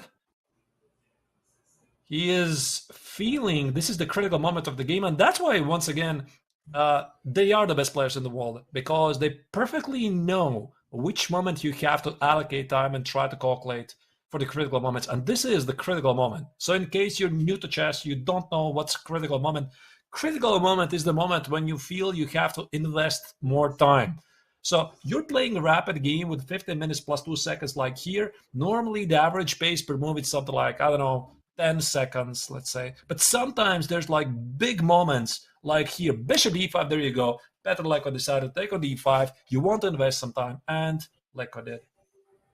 The bar doesn't like it, though. Yeah, exactly. Yeah, he doesn't like it. Bishop d5, he's going for it, but they don't like it. But he is in the zone, as you see, especially when you lean up that close to the computer too as well. A lot of times when you're in the zone, you're leaning in close. Many times as you see body language from the player there, Peter. But bishop d5 on the board, and actually from the chat, the feature chat, someone said white was not worse there, but he has to push for a win. In fact, 100%. He has to push for a win here. There's no chance for draw. Well, bishop d5 definitely was not the only choice, and I'm really, really curious here. Is Van Gaal seriously considering not to take on d5? I think he is. Wow. I think he is trying to figure out, because bishop d5 was no surprise to him. He definitely expected this. And now he's just trying to figure out, should I actually accept this bishop on d5 because this is not checkers? Okay, he takes it. It's not checkers. And he did take it. And bishop d6, and we're going down the line. Bishop takes, everything going to be taken.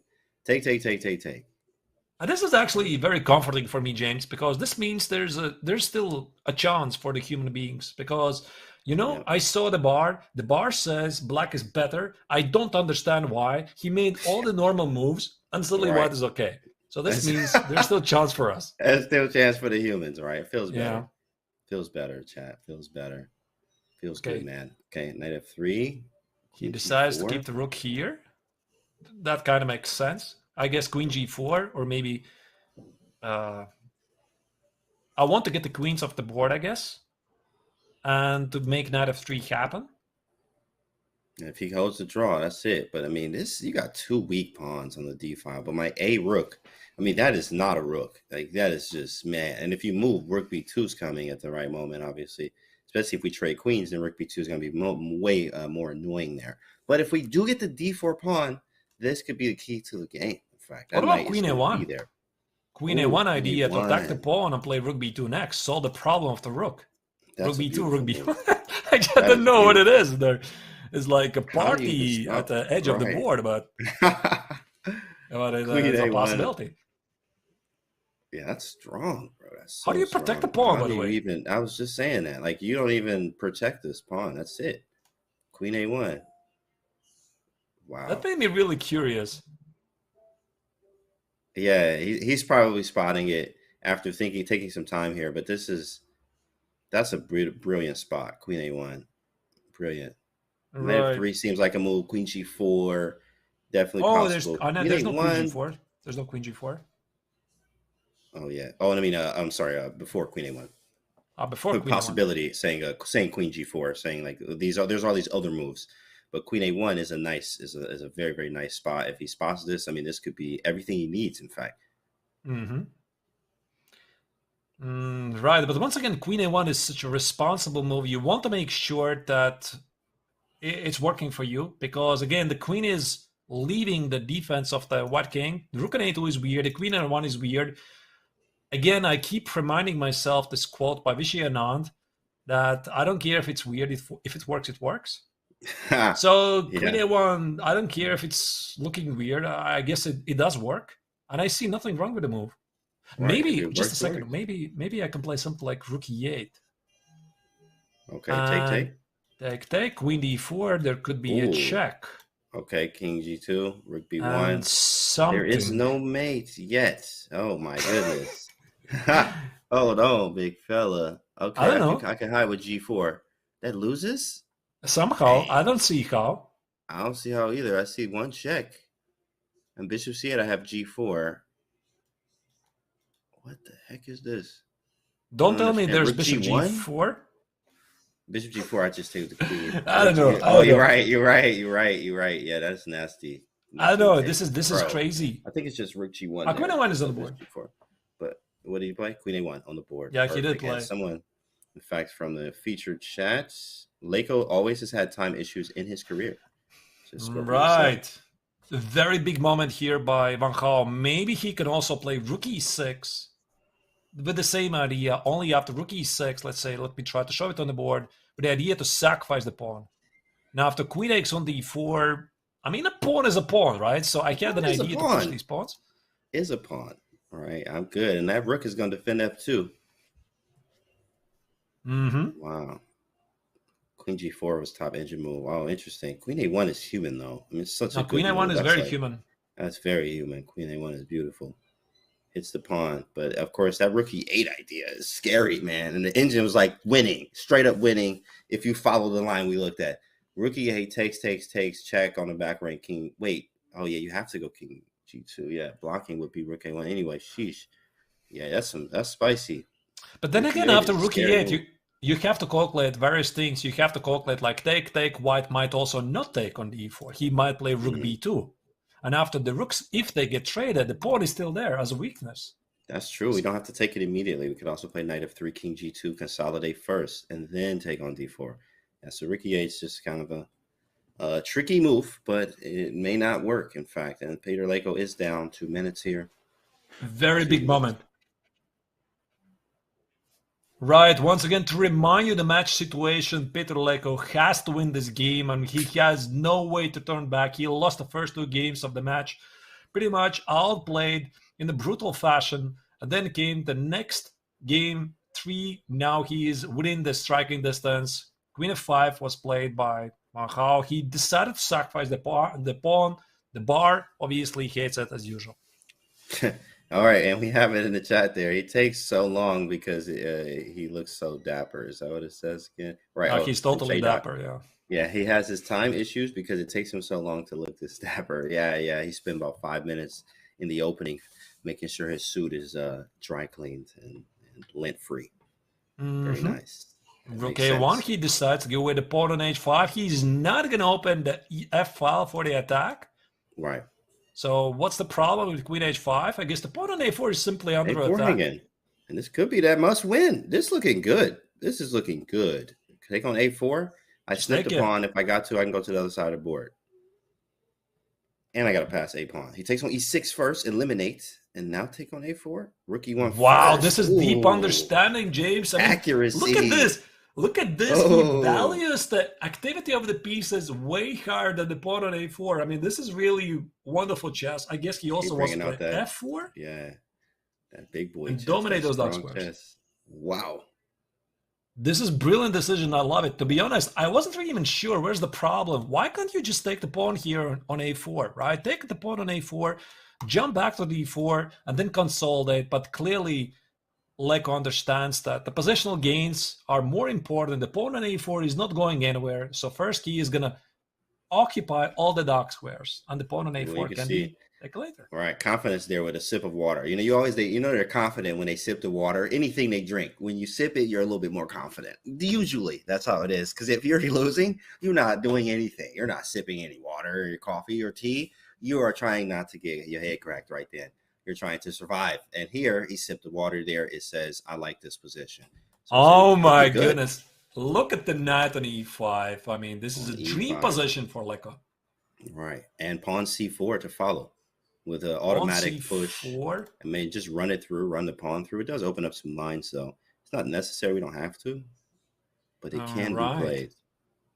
C4 is definitely does dominate that bishop, though, right? Yeah, it takes. Like, what are you going to do? Where do you even move the bishop after that? Oh, he could take it. He could bishop take c4. Oh my goodness, he could. No, not right away, not right away, because take a bishop c4. The rook. Oh wait, the rook on e1. The pawn on f2 is under. You're right. F2 is hanging, right? You're right. You're right. Yeah, that's right. nasty. You're very sharp. C4 didn't work. It didn't work. Yeah, bishop e8. Now rook b8 looks very good. Wow. Yeah. Trying to trade the rooks and enter a better endgame, because I think that black's only chance is going for some sort of a counterattack. If the rooks disappear from the board, this means that white has, I mean, very, very good endgame. So I would be thinking about, can I play rook b8, pin this bishop, and try to force the rook trade? But here's the thing. Maybe after rook b8, black doesn't have to move the bishop at all. So that's what like I was thinking. Yeah, it's not that I have to move it. But if I don't move it, what is he? Okay, space queen e3, get out of the pin, makes sense. Maybe play d4, and that knight is there. It's going nowhere. We're going to have a good time. We're going to have a good night with this knight, all right? It's going to be there for a very long time. Bishop g6 allows knight e7, so that was not to be missed. Rook b4, great move. So already here it's quite obvious that white has completely outplayed Macron. This might be the comeback we were looking for. So again, Petr Leko started the match 0-2, then he won the previous game on demand, and here this might actually mean that he could equalize the match. Absolutely, he is working towards that. I guess it's insane comeback from Peter here. c4, now we got a pass pawn here. Black is no counterplay, really. You hoping for the draw. You're like, please make a mistake, bro. Please make some kind of mistake, because this is looking really good for white. Very good. c5, I guess. Peter. I'm not sure he really had to rush with the decision to play c4, but I guess he wanted to clarify the situation. The clock is ticking. Tick-tock, tick-tock. c5. Feature chat says, crazy that this is still evenish. It has to crash through soon, right? Yeah, eventually, especially when time gets lower, and he's under a minute, by the way. Under a minute now. How is this even? I don't understand. I mean, this is no way equal. I mean, no way. Yeah, it's really ridiculous. Sometimes you just don't even look at the engine there. Like, get the engineer to fix that. What's wrong with the engine? This is not equal, right? At all. Equal what? But black to move. Queen d5, queen e4. Go? Where's the equal position? Oh wait, queen c5. Just take the pawn. Queen d5. This is actually a big move. There's no queen e4. Oh, but it's check. He's check. Wait, it's a check. Unbelievable. But you have bishop g6 there, which is strange. Oh, no, you don't. Well, maybe you do. No, that's going to lose the end game. Yeah, it's going to lose the end game. No, this should be really great. This should be really great for white. I don't get it why the bar says that this is somehow equal. So white wants to play moves like queen e4, c6. Make sure he doesn't blunder the mate. h5, h4 is never going to happen. Yeah, you're right. I don't understand how this is equal. Like, what do you even do as black? I don't even know. Maybe h5, h4 seemed like an idea. But you could just take rook takes h4. Yeah, that's nothing. And also Van Gaal doesn't have the information. He doesn't have the information. Right, this is somehow miraculously equal. Right, exactly. He doesn't know that. He looks depressed. Oh man, he's like, what do I even do? Maybe there's some tricks with queen c2. Oh wait, queen c4. I still trade the queens because I felt that queen c2, rook c4 is bishop c6, and then you can't take it because I have queen c4. 4. I mean, you Maybe need to rook activate that bishop. f5. Maybe just rook f5. I mean, you could sack and play bishop c6 is the idea. Sacking on he plays king g8, but that is not a move apparently. Oh my goodness, Eval Bar win nuts. Very human move, by the way. King g8, he dodges the check on e4 at any given moment.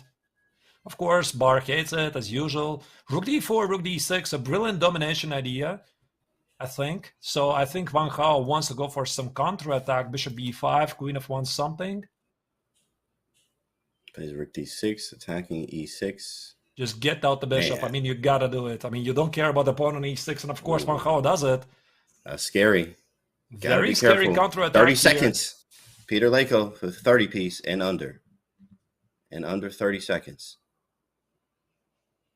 I mean, there's some serious counterplay. Bishop b5, maybe he didn't have to allow this. Under 20. Under 20. 15. You only get 2 seconds, bro. Knight f3. Whoa, and knight here it is. f3. Advantage gone. Advantage gone. Where's the move? Queen b1? Queen b1 is definitely a serious move. Queen f1 check. I guess Petr wants to play knight e4, but queen b1, bishop c. Oh, look at this beautiful idea, bishop b5. He shook his head, and you could see he's in disgust. He hated the move. Rook to d2. That's it. His advantage is gone. Now the bishop gets on d5, but black is not even worse. 10 seconds. Oh, this looks very bad for Petr. Oh my goodness. B5 check, and then rook f3 to follow. Rook f3. How did the bishop get on d5? I mean, that's curious. What happens on rook f3? Oh, you just take with the knight. Yeah. Okay, there's no check. So I'm saying, wait, what? Bishop f3. No. Queen f5. Nothing. Queen c1. Very annoying move. Pinning. Interesting. I mean, still the game can go either way, but Van Gaal has definitely got serious chances here. Engage shade. Rook e2, I guess, right? You need to get the knight on e5 somehow. Queen b3, can you trade it? You probably can't trade it. 5 seconds. 5 seconds. Rook f3. Rook f3, he blundered rook f3, I knew it was right? coming. Rook f3 was there every move. You had to oh my goodness. You had to see if it was there every move, and now it's there. Rook f3, that's it. Anita with the feature chat. And Van Gaal does it. He's never going to lose this. Oh, man. That's a tough one. Oh, this is painful. This is painful for Petr Leko because he was so close. He was so close to equalize and draw offer, actually. Out of kindness. Friendship. You know, it's the same when the commentators have like 15 arrows on it from Anita. Yeah. Oh, man. Well, but this means that Petr definitely had great chances to come back, because if you would look at this very critical position, where do I go for this? I mean, I guess about here. This was the critical moment. And white is clearly having the better pieces. The queen on e3, knight e5, rook b4, the bishop on e8 is not doing anything. And then they just fast forward a couple of moves. Bishop b5, bishop c4, and bishop d5. So clearly something happened here for white. Yeah, tough. Very tough. Peter was on the verge of a comeback. It was getting crazy there and didn't work out. Wang Hao just stuck in there, hung in there. Time got him. And, of course, time is always an issue, man. You got to use it as a piece and manage it wisely. And this means that also these groups matches are finished, at least these 3 matches, because if we check the current results here, young Krzysztof Duda managed to sweep away Mitraba Gucha with very impressive 3-0. So here we just saw Van Gaal somehow surviving game 4 after stopping miraculous comeback by Petr Leko, and also Vidit Gujrati didn't use all of his chances against Alexei Sarana. Definitely this match was very close, but Sarana eventually managed to take away the match with 2.5 against half a point. I mean, absolutely strong chess today. Of course, Duda, this very scary form. Wang Hao is almost lost that match. In fact, but Peter Leko came back with a very nice bounce back there. Alexei Sarana also winning, guys. Just strong chess here. Now we got some boys advancing in that bracket, Arthur. Right, and if we check also the bracket of the knockout phase, here we see that in the next round, young Krzysztof Duda is going to face today's winner, Van Gaal, and this is going to be very, very exciting, very close match. Also, Alexei Sarana as his opponent, Shahryar Mamedyarov, who defeated yesterday Vladislav Kovalyov, and then the winner is going to advance further. Absolutely, of course. This is hey, Toronto. That's gonna be nice. You going out there? You gonna be there, Arthur? I'm gonna see you out there. In Toronto? No, Yeah, probably you gonna not. go I out don't there? know. Yeah, I would love to I'll be though. there. I would love to though, Right, if but they probably invite me, not. right? I'll be out there. Say what's up to y'all. No, but it's actually lots of chess left, of course, and lots of matches to be played. Man, I'm excited for Arthur. So it's always a pleasure. Right. Also was a pleasure for me, James. And so I think for now this means that's it for this broadcast. But the matches still continue today with more action because what was the time once again? I think it was 9 a.m. Pacific and 5 p.m. Central European Summer Time. I'm telling this from the memory. 6. Yeah, my apologies. There you go. There's on the screen. 6 p.m. Central European Summer Time. We are going to have more matches from the Group C and also Group H. A lot of chess legends are going to come back in action. It's Wesley So, Vasily Ivanchuk. Really, James, I haven't seen him lately in action, so it's going to be very, very exciting match I'm to definitely follow. watching that all day. I'm watching this channel all day, chat. Make sure you don't go anywhere and watch only Chesscom today, of course, and in my stream later, but everybody else's stream too. But yes, this is nice, bro. Oh my goodness. I'm excited to see these boys play. Chucky, you got So and then Big Bach from the block. LeBron Aronian, right? It's absolutely a spectacular showing today. Right, so Greshuk, Dominguez, Roney, and Wesley So, Ivanchuk. I mean, these are household names, and they're gonna still fight for a part of the $1 million US dollars prize fund, which is one of the greatest prize funds ever in online chess. So we are really experiencing great times, but for now, I guess we are saying goodbye. And goodbye, Chad. Love you. come Love you. back today later when I believe it's Daniel Naroditsky and Robert Kess. They're going to be back with a top-notch commentary of the Global Chess Championship, of these knockout matches. Just take a break, I guess, for a couple of hours. How much hours is it? 1 hour. It's not a couple of hours. 1 hour. 1 hour. And be back. Thank you for watching this, and have a good day. See you later, Chad.